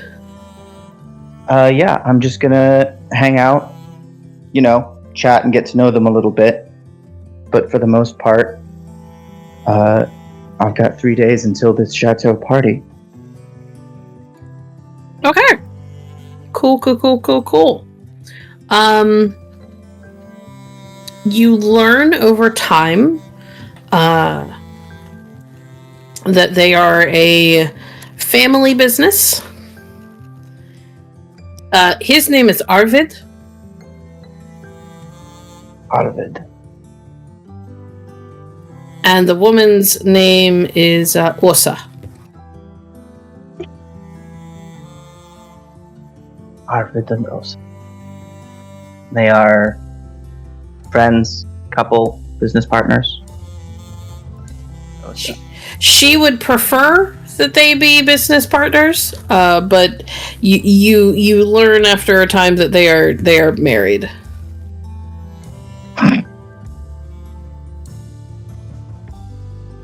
Hang on. Yes. They're married and she's not into it? Yeah, pretty much. She doesn't dislike him, but she seems much more interested in the family business than in her husband.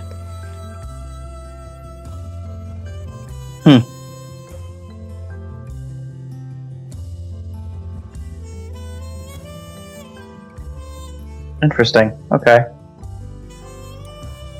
You don't get the feeling that she's like in it unwillingly. It's just that she probably finds him. It was probably arranged, and she probably finds him a little boring. Mm-hmm. And how does he feel about that?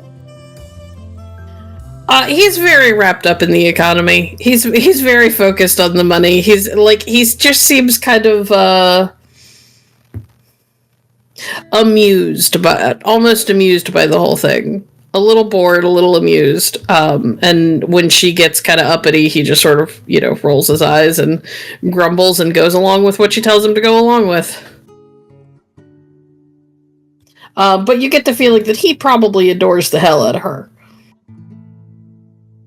Okay. It's very much a we'll get along just fine as long as you do everything I say kind of relationship. From her perspective. Well, I'm willing to engage in more spirited discussion with her should the opportunity come. Maybe after a day of work, he's doing the books.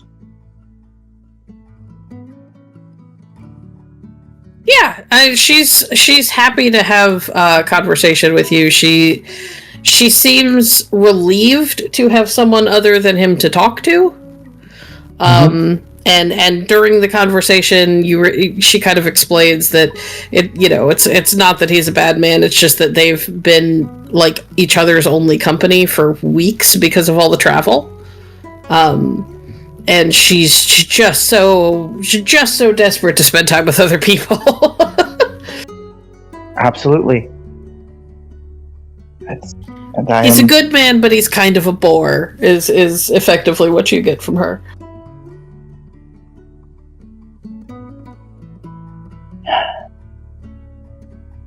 Well, we're here at this place.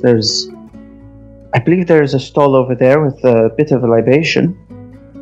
And do they do evening shows? I'm sure they do somewhere, but we haven't had time. We've only been here for a few days.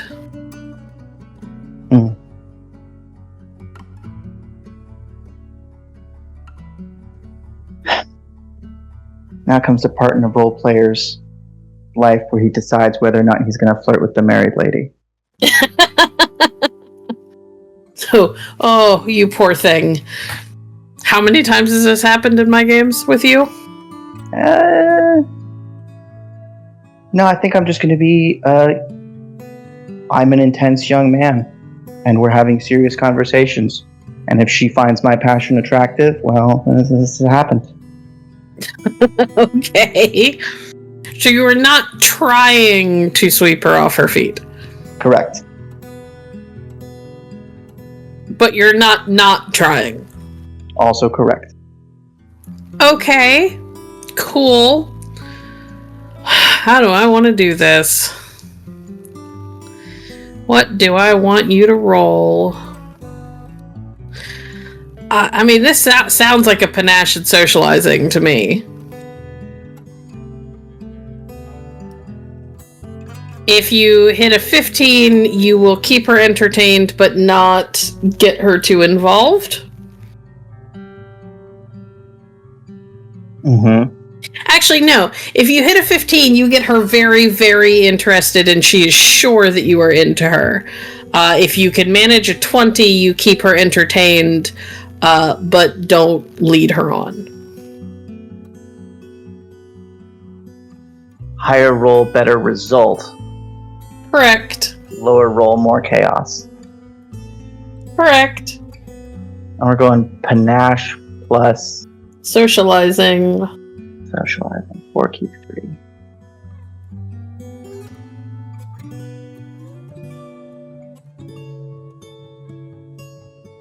Alright, dice. What kind of campaign are we playing? 15. That's a 15 on the mark. The dice have spoken. She is very clearly into you. By about halfway through the conversation, and at some point you guys hear a kind of gentle droning from behind the front part of the stall. Mm-hmm. In the little, like, it's almost like a little room, but it's like a tent, you know what I mean? Mm-hmm. And she kind of very carefully sticks her head behind the curtain, and then is grinning when she pulls it back out and looks at you. He's asleep. Let's go get a drink. Awesome. Right this way, my lady. I am not a lady. Don't call me that. Madame? Osa. Osa, just my name. Very well. Offers an arm. She takes it. And the two of you make your way to the nearest tavern, or are you going somewhere specific?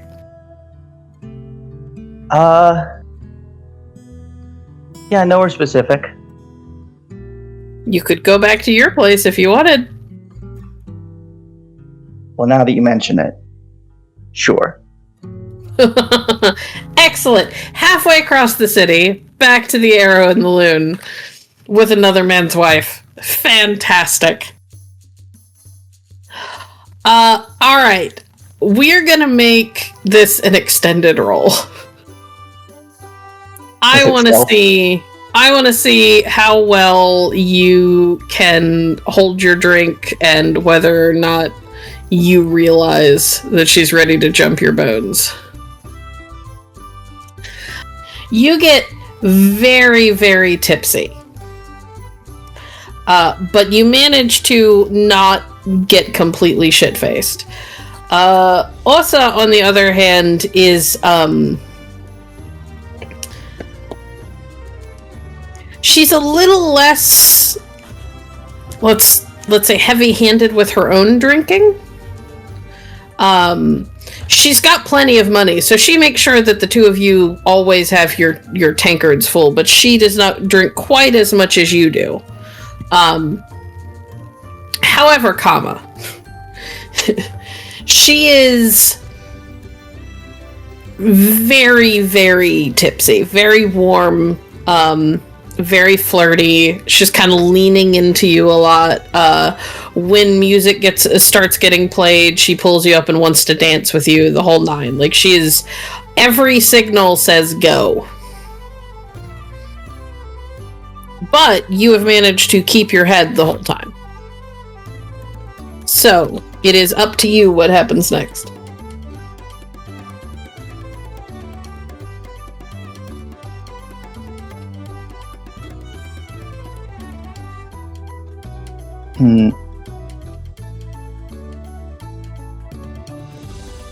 I think Alonso, they dance, they have fun.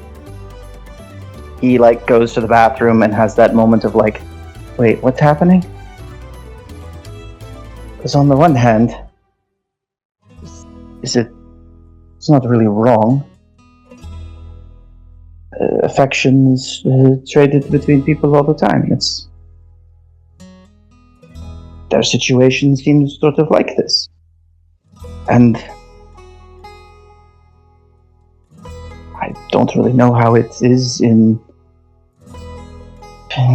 Vestal.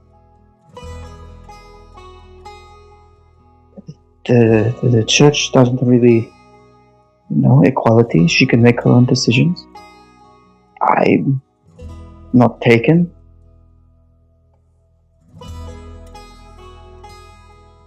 Fuck it.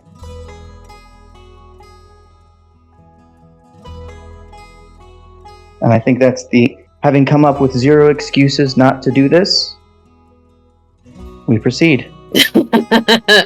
All right, I'm gonna give you a drama die for the bonus monologue, and him reasoning his way out of the guilt of sleeping with a married woman.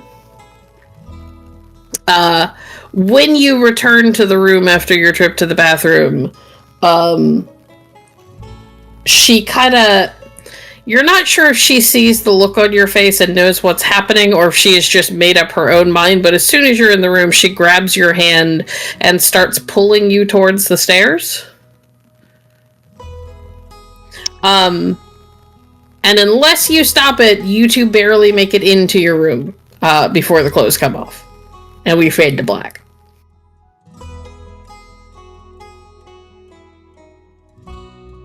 Now, this is where we've gotten. We're following through. Okay, cool. All right. You awake later that night at about 2 or 3 in the morning, to her snapping awake and realizing what time it is, and cursing in her own language and scrambling out of bed to get dressed.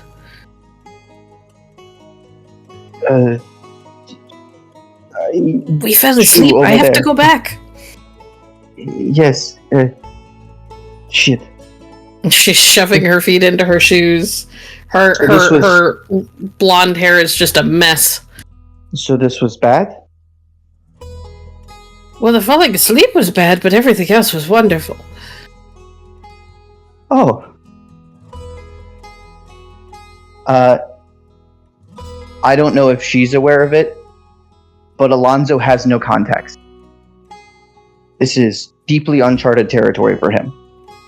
Yeah, I don't think she's aware because she's panicked at the moment. She'll figure it out at some point, maybe. Mm-hmm. She shoves her feet into her shoes and starts trying to tie her apron back into place.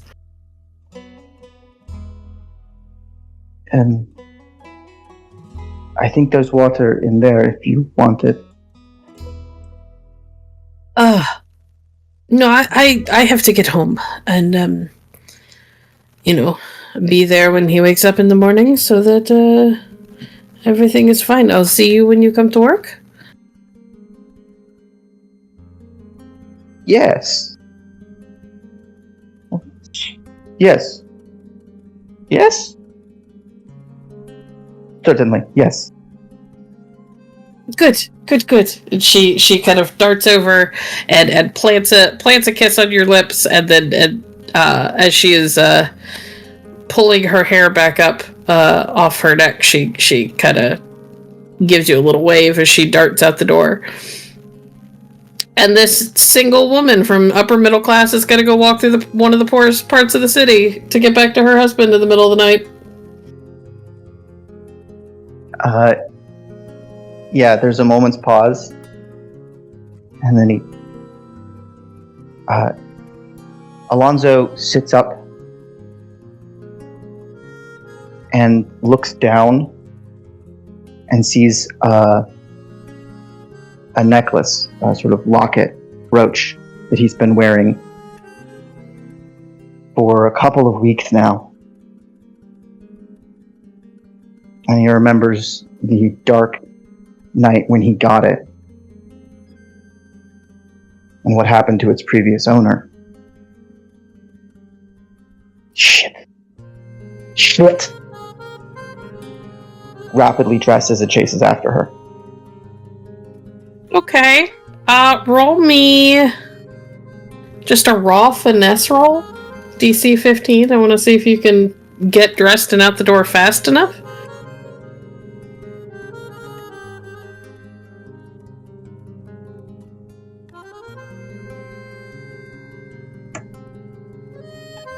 $21. Roll me another D10.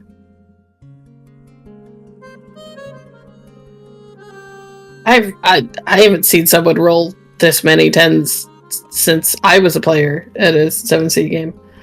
28. All right, very good. You manage to haul your pants on and shove your feet into your boots, and you are pulling your top on, like, while kind of holding the leather of your sword belt in your teeth, as you like dart out of the tavern and in and down the street, and you catch up with her maybe half a block later. She kind of looks over at you with wide eyes. You can't come back with me. It is the middle of the night, and you are alone. Yes? I will walk you to the market. Oh. Or I am not doing my job. Oh, that makes sense. You realize after a moment she may still be a little bit drunk, otherwise she may have thought of that on her own. Mm-hmm. Shit, which way is the market? This way. You think? Okay. Alonso? Mm-hmm. Navigation skill for streetwise. You do. Wits and street navigation, please. See if you can navigate the deeply unfamiliar, very large city in the dark. With a drunk girl on your arm.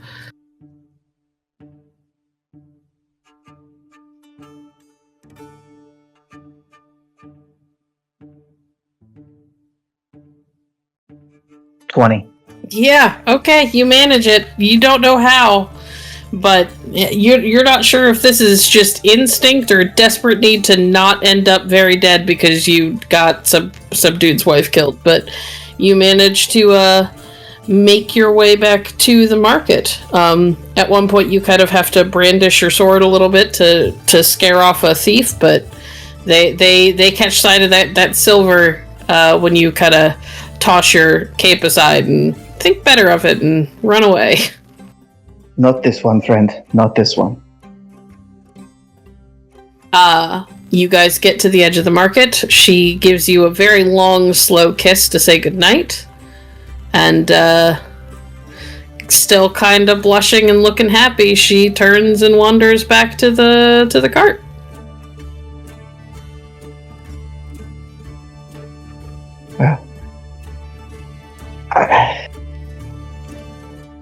This is unexpected.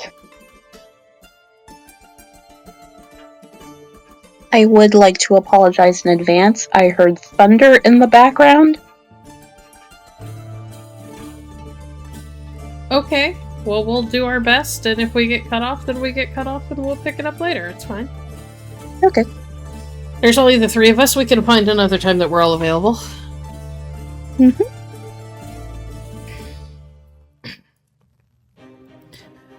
A few nights after Alonso makes his friends in the Arrow and the Loon, you all, you both find yourselves outside of a modest chateau, kind of on the edges of the upper middle class part of Charouse.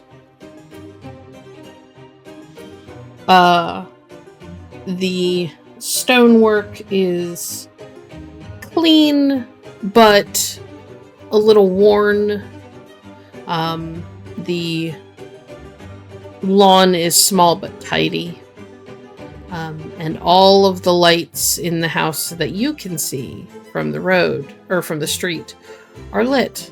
And people are wandering in, and you realize, kind of with a start, that these people are from several different walks of life. You see people who look like they belong in, like, you know, working at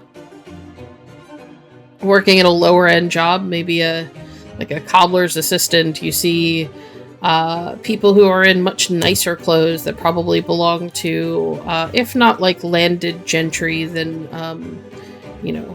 fairly well-off merchants.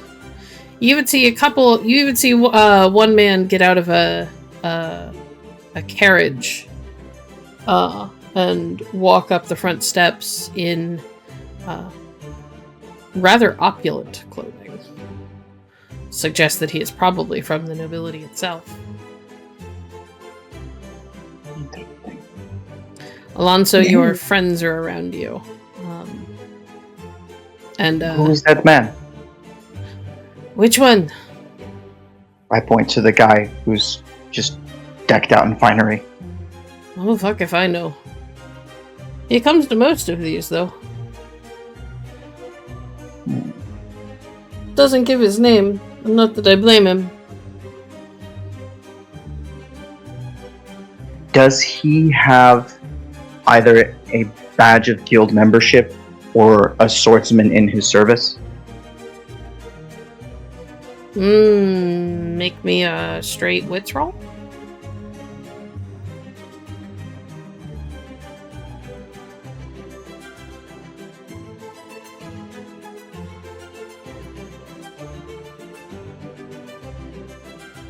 $19. You see the glint of a swordsman's guild pin on his lapel. Interesting. And we'll head inside. Viviana, you Yes. are dropped off via carriage. Just in time to watch a kind of scruffy-looking young man with tanned, very clearly Castilian features headed inside, surrounded by what look like the common riffraff of Montaigne. Viviana will make a note of this, perhaps find him inside. He looks interesting, at the very least. She does have to find the Madame of the Chateau first. On top of it being good, she assumes she's the one hosting this. And it's good manners to greet the host on top of the other things. You were told that the Madame du Chatelaine is the Madame of the house. You get down out of the carriage. The footmen take down your trunk and begin to carry it up to the front door, where a couple of servants rush out to greet them, and they look a little confused as they take it, and especially confused when they are handed a bird cage. But you do have a folded letter that is closed with a wax seal in your possession to give to the Madam of the house. So, Viviana will head inside. She keeps her head held high. She has a fan with her that she intends to use to perhaps conceal certain conversations if need be. Also because it's pretty, and pretty things are nice. Her dress, she's wearing not the Not the most exotic gown she owns, but it's nice. It's fancy enough. She will head inside. She does toy a bit with the ring on her finger that covers her marking, and she heads in. Hey, Alonso, as you are inside with your friends, and for both of yours reference, this place has quite a few people in it. It from the outside, it appears to just be a normal, party, which, Alonso, over your several days in the city, you have noticed is common in Charouse. There seem to be parties all the time. At one point, you just went for a walk throughout, the upper classes, neighborhood, the wealthy district, and there were, every time you did, there was at least one salon being held, from what you could tell of the foot traffic and comings and goings of the carriages of the nobility and the gentry. However, this place is a hodgepodge, and you and your friends kind of make your way through the hall and into this large dining room, and you realize when you get into the dining room that the dining table has been moved from where you would assume it would be in the center of the room to be pushed up against a wall, and it is laden with food. Can you both make me raw wits rolls, please? Sure. DC 15 or 10. Sorry. DC 10.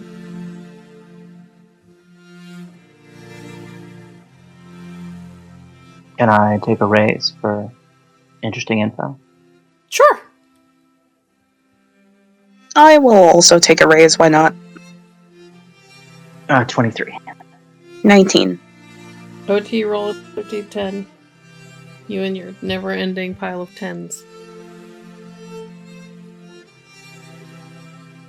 31.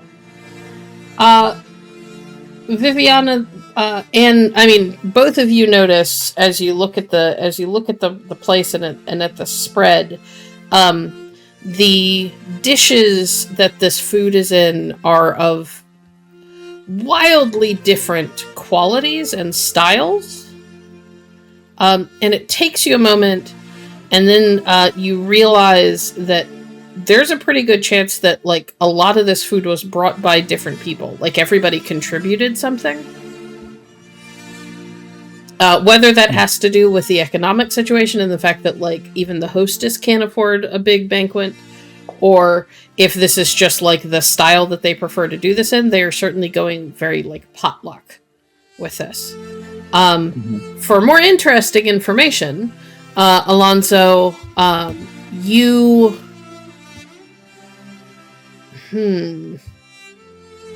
Notice a strange Vidace woman. Well, you do notice the Vidace woman, but she's not strange. She's probably one of the most gorgeous women you've ever seen. She's not otherworldly beautiful, but she is stunning. Literally. For interesting information, you very quickly pick out the hostess. She is a tall, thin woman with pale blonde hair that is pinned up above her head. She is not what someone would consider typically beautiful. She's got very deep set eyes that look like they've got kind of permanent bags around them, just because of how they sit in her head.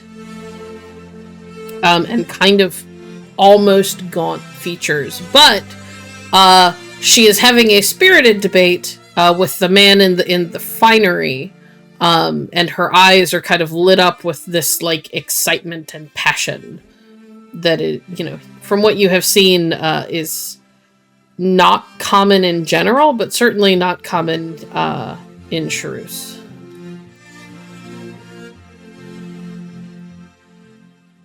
Interesting. After he snaps his eyes away from me, I'm the extremely pretty lady.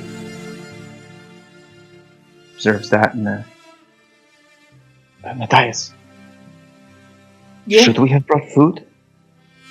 Oh no, not everybody does. The madam asks some of them do, and they contribute, but not everybody does. There's not enough room for everybody to bring food. It's not our turn. Oh, okay.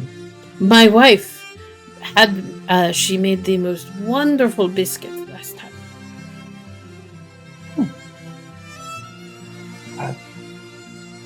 So what happens now? Do we introduce ourselves, or should I introduce myself when this fine gentleman has stepped aside, or? I will introduce you, but I think we may not be first in line. And he sort of like elbows you and up nods towards Viviana, who seems to be kind of waiting expectantly for her turn. Never seen her here before. So another first timer. Interesting. That's what seems so. Viviana, the man that is talking to the hostess, kind of glances over, spots you, quietly, makes his deferrals and kisses her knuckles and steps away, kind of gives you a subtle bow and gets out of your way so that you can make your way over. Viviana will make her way over to the hostess. Madame Chatelaine? Yes? I'm sorry, I do not know you. Who did you come with? Viviana will hand her the letter. She takes it and turns it to look at the seal, and then kind of nods and tucks it into her skirts without opening it. Welcome to the Chateau Chatelaine. You are welcome. We are having a gathering. You are welcome to attend, or if you wish, your rooms will be made ready for you. Oh, thank you for your hospitality, madam, and thank you for hosting such a wonderful gathering. It is not often that I see gatherings featuring people from all different sorts. Usually, I see gatherings that are very exclusive, and, well, that can get a bit stuffy, no? Indeed. I hope you will be kind enough to not tell anyone of this gathering. This would not be looked upon kindly. Of course. Discretion. Excellent. Welcome. You must be hungry. There's food. Comfortable places to sit while when the conversations and speeches start. And as I said, if you wish a room, one of the servants will take you right up. Thank you. For now, I think I will enjoy the conversation and the company. Of course. I'm sorry, what is your name? Viviana. It is lovely to meet you, Viviana. I am Madeline. You let me know if you need anything. Of course. Thank you again. Of course. And Viviana will head away. She will make eye contact with the Castilian man that she noticed before, because she definitely noticed him staring at her. And make eye contact, give him a small, subtle smile, fan herself a bit, and then head to the table for food. Alonso, when she makes eye contact with you and kind of fans herself and walks away, Matthias kind of elbows you in the ribs. She likes to Castilian eat, huh? I mean, it's her first time here. Maybe she knows it's mine. I think everybody knows it's your first time here. Am I obvious? He kind of looks you over. Yes, but it's okay. Then we take all kinds. You go. Come on, I introduce you. And he takes your elbow and kind of clumsily pulls you through the crowd, again past the beautiful Vidachan woman, and up to the madam who turns. Ah, Matthias, you have a friend. So many new faces tonight. It is a pleasure. I am Alonso Hernandez. Madeline. Sorry, I was coughing. Madame du Chatelaine. And she kind of puts her hand out for you. I kiss it. Welcome. You are interested in the conversation and debate? All ideas must be tested in the forge of debate. Therefore, I am always interested. I most agree. Well, you are very welcome. There is food if you are hungry. There's always people looking to have a conversation, and the speeches will start soon.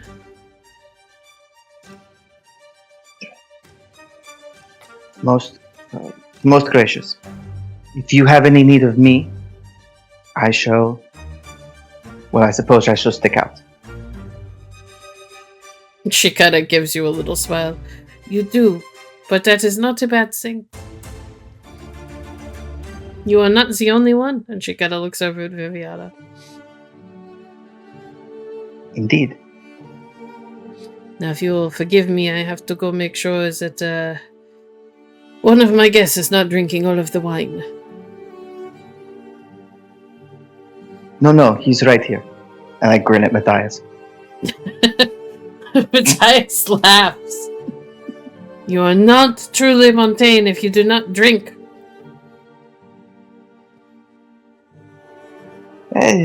Well, then it won't be my problem, will it? I suppose not. Yeah, and I'll give her a bow and head back out to the floor.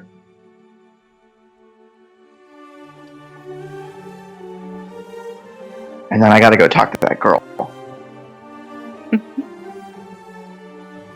I have put a picture in chat of the man in the finery so that you all know who you're looking at. You said you needed to do something and then go talk to the girl. What? Alonso bows as he departs Madeleine's company. He's not going to go straight over to her, but she's eating. He could eat. Little strategic bumping into and conversation, I think. Of course. Go on with your bad self. Viviana, the Castilian man, is making his way over and trying not to be obvious about it. But you're Vidachan. It's obvious. Liana will hide a smile behind her fan, and then close it, and then begin taking some food for herself. She will absolutely be sure to get some wine. Mm-hmm. Do you know which wine is best, Madame? Oh, well, this is my first time here, and I've not been to Montaigne before, but Viviana will take one particular glass of wine, inspect it as though she is a connoisseur, and then hand it to him. I think this will suit your tastes. Thank you. It is my first time here as well. In the chateau in Montaigne. It is an interesting country. Well, interesting is one word for it. Would you choose another?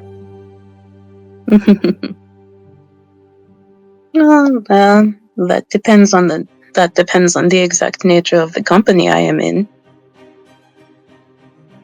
It seems he turns and sort of leans on the table.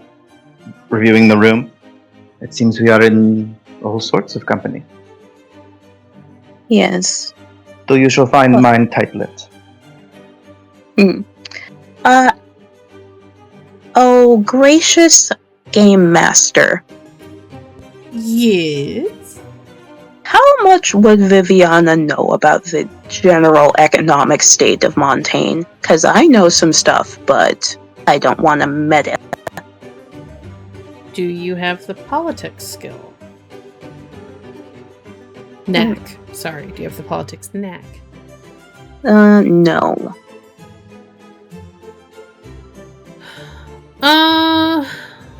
Then you could make just a raw wits roll? Okay.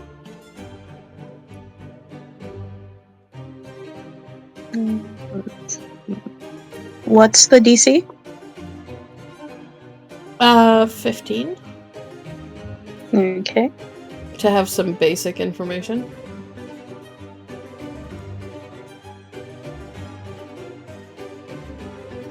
I have one drama die remaining, correct? I don't know, I don't track your drama die, but probably. I think you spent one earlier. Yeah, I spent one earlier. I was just doing some math in my head. Yeah, I have one drama die remaining. I will take a raise. Okay. Go ahead and roll.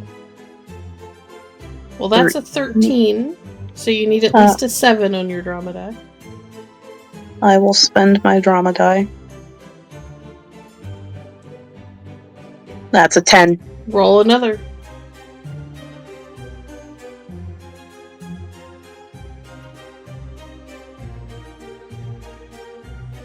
$27. Or no, 30. Very good.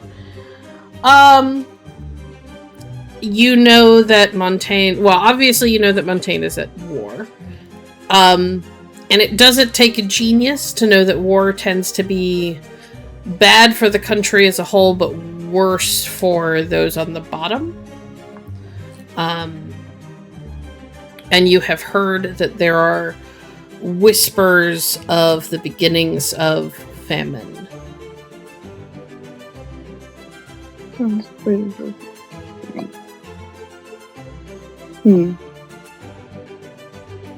Viviana will look to Alonso and say, well,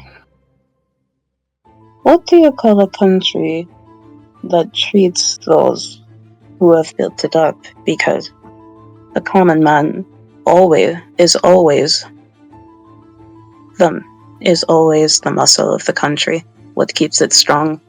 What do you call a country that treats those who have built it as though they are nothing?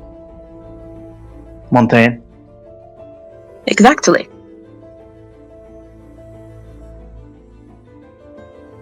So you've seen the land? You've met the people? Yes, it does not take much. If you are looking for anything beyond the pretty mask, it does not take much effort to notice. Less than I expected, if I'm honest. Yes, well, it is considered a faux pas to mention that which is blatantly obvious. Indeed. How did they so deny reality? Well, when you have enough money, it is easy to deny anything. Perhaps when you have too much. Exactly. Forgive me, my manners have left me. Puts his plate and cup down. Does a perhaps a little too elaborate bow. My name is Alonso Hernandez. It is good to meet you, Alonso. She'll extend her hand. Takes it, kisses the knuckle. I am Viviana. Viviana. It is a true pleasure to meet you, Viviana. You are not the first man to tell me that within a few moments of meeting me. I consider myself unsurprised. The chateau. What brings you to this? Aside from your apparent political interests, did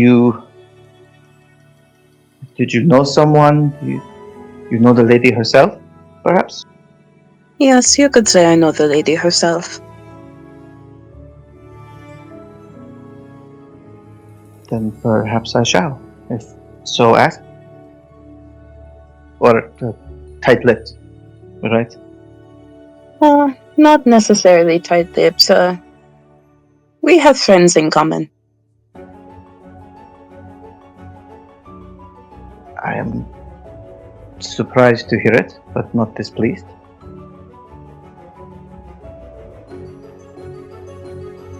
Alright, is there anything in particular you two want to talk about, or are you going to make small talk until the speeches start? I would like to just see if I can get Alonso's measure.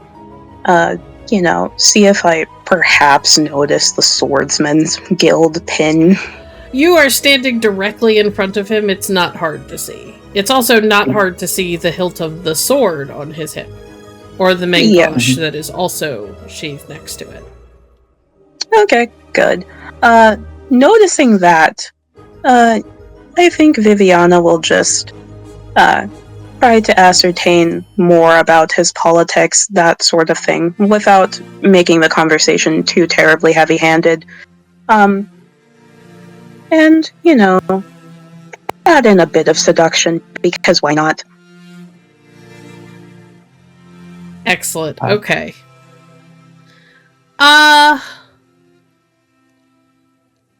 Now that seems like a scenario for a roll. Oh yeah, there are things he's sharing in there. I'm looking at the sheet. Yeah. Hold on. Cool. Oh, Alonso, you are so wildly outclassed here. Okay.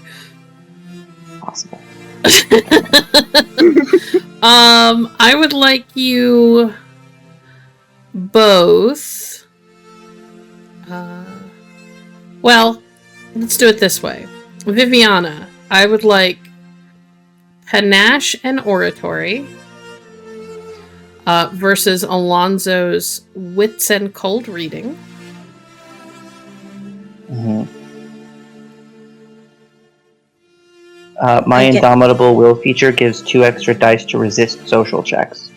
Then you can have 2 extra dice for that. And Viviana, do you find Viviana pretty? Yes. Then Viviana gets her beauty dice.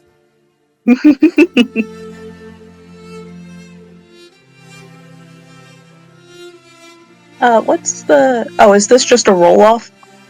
Yep, I'm just having you both roll. Okay.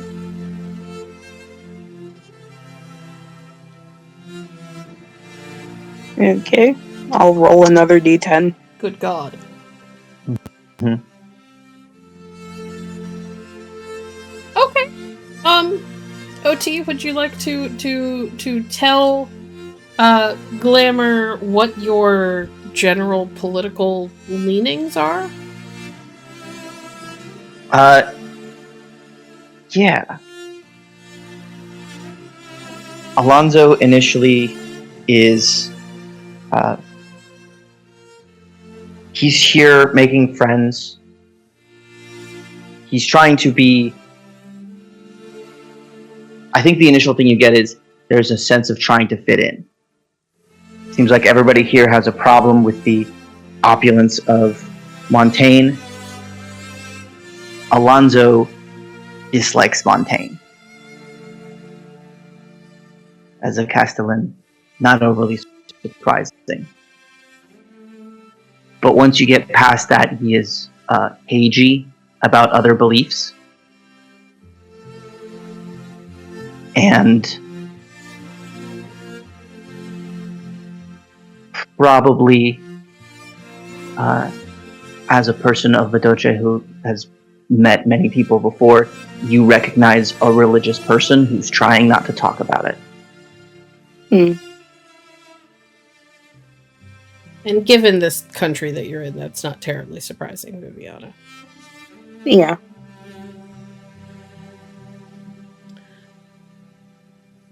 Okay. Are you also trying to size her up? Absolutely. All right. Panache and oratory versus Viviana. Do you have cold read? Not cold read, no. Let me see.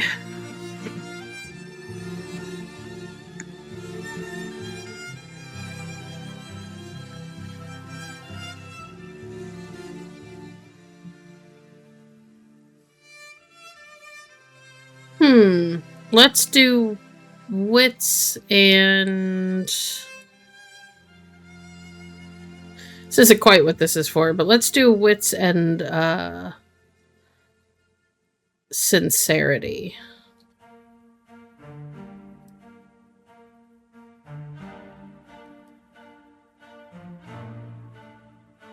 Do I add my beauty? Do I add my beauty dice again, or just the ones? Nope. Okay.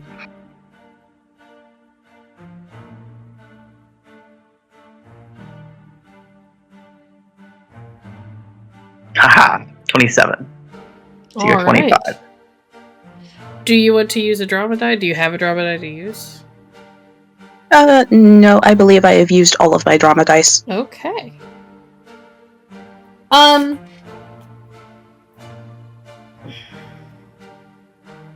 Tell OT what he... Or tell Alonso what he learns about Viviana's political leanings and feelings. Viviana has a general inclination to try to stand up for those who are disadvantaged. She understands what it is like to be from a country that, perhaps not firsthand, but what it is like to be from a country that looks down on you just based on the station of your birth. And she has a general problem with people using wealth to mask their problems, because that does not actually solve the problem. You get the inclination that perhaps she didn't intend to be as politically involved as she, or as politically intent as she currently is. Maybe once, but this is where she's ended up. Excellent. Right on. I think as the speeches begin, we're wrapping up a conversation about... What's the city's name again? Charouse. Charouse. Architecture. Which is very much a metaphor for a beautiful facade and serious problems underneath. Okay. Dig it. As the speeches are starting, you two settle into your chairs with a bunch of other people and begin to listen. Some of the speeches are more academic, and they're from people who are probably from the university, or they're researchers who just happened to be in the city at the time. They talk about the higher learning. They talk about areas of higher learning. Alonso, from your experience that a lot of those areas were kind of pioneered by the church before the Inquisition took over. Some of the speeches are more rousing and very political, verging on the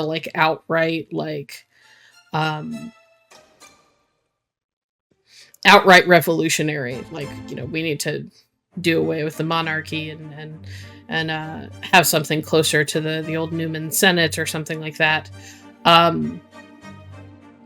Some of them are more about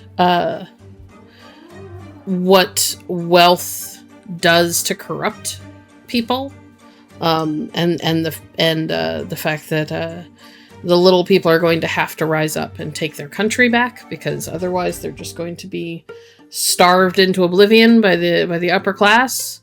The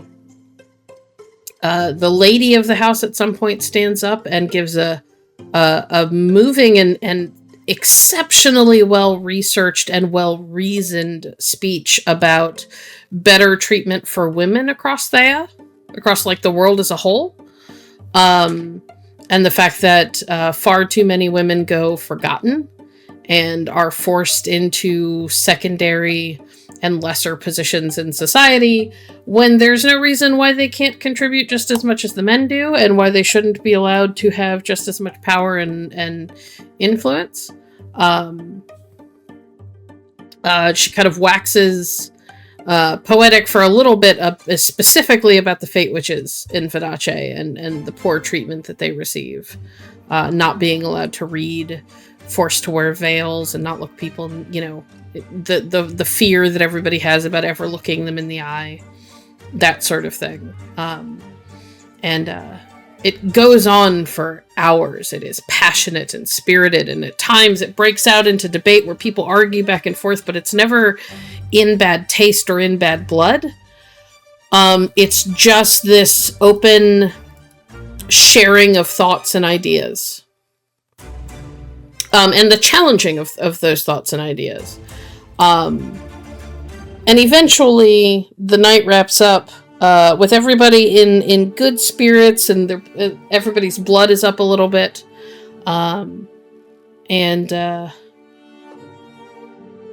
People kind of break off, and there's like one-on-one conversations and debates again until eventually people start to go home. And I believe, with that in mind, that is where we're going to leave it for the night.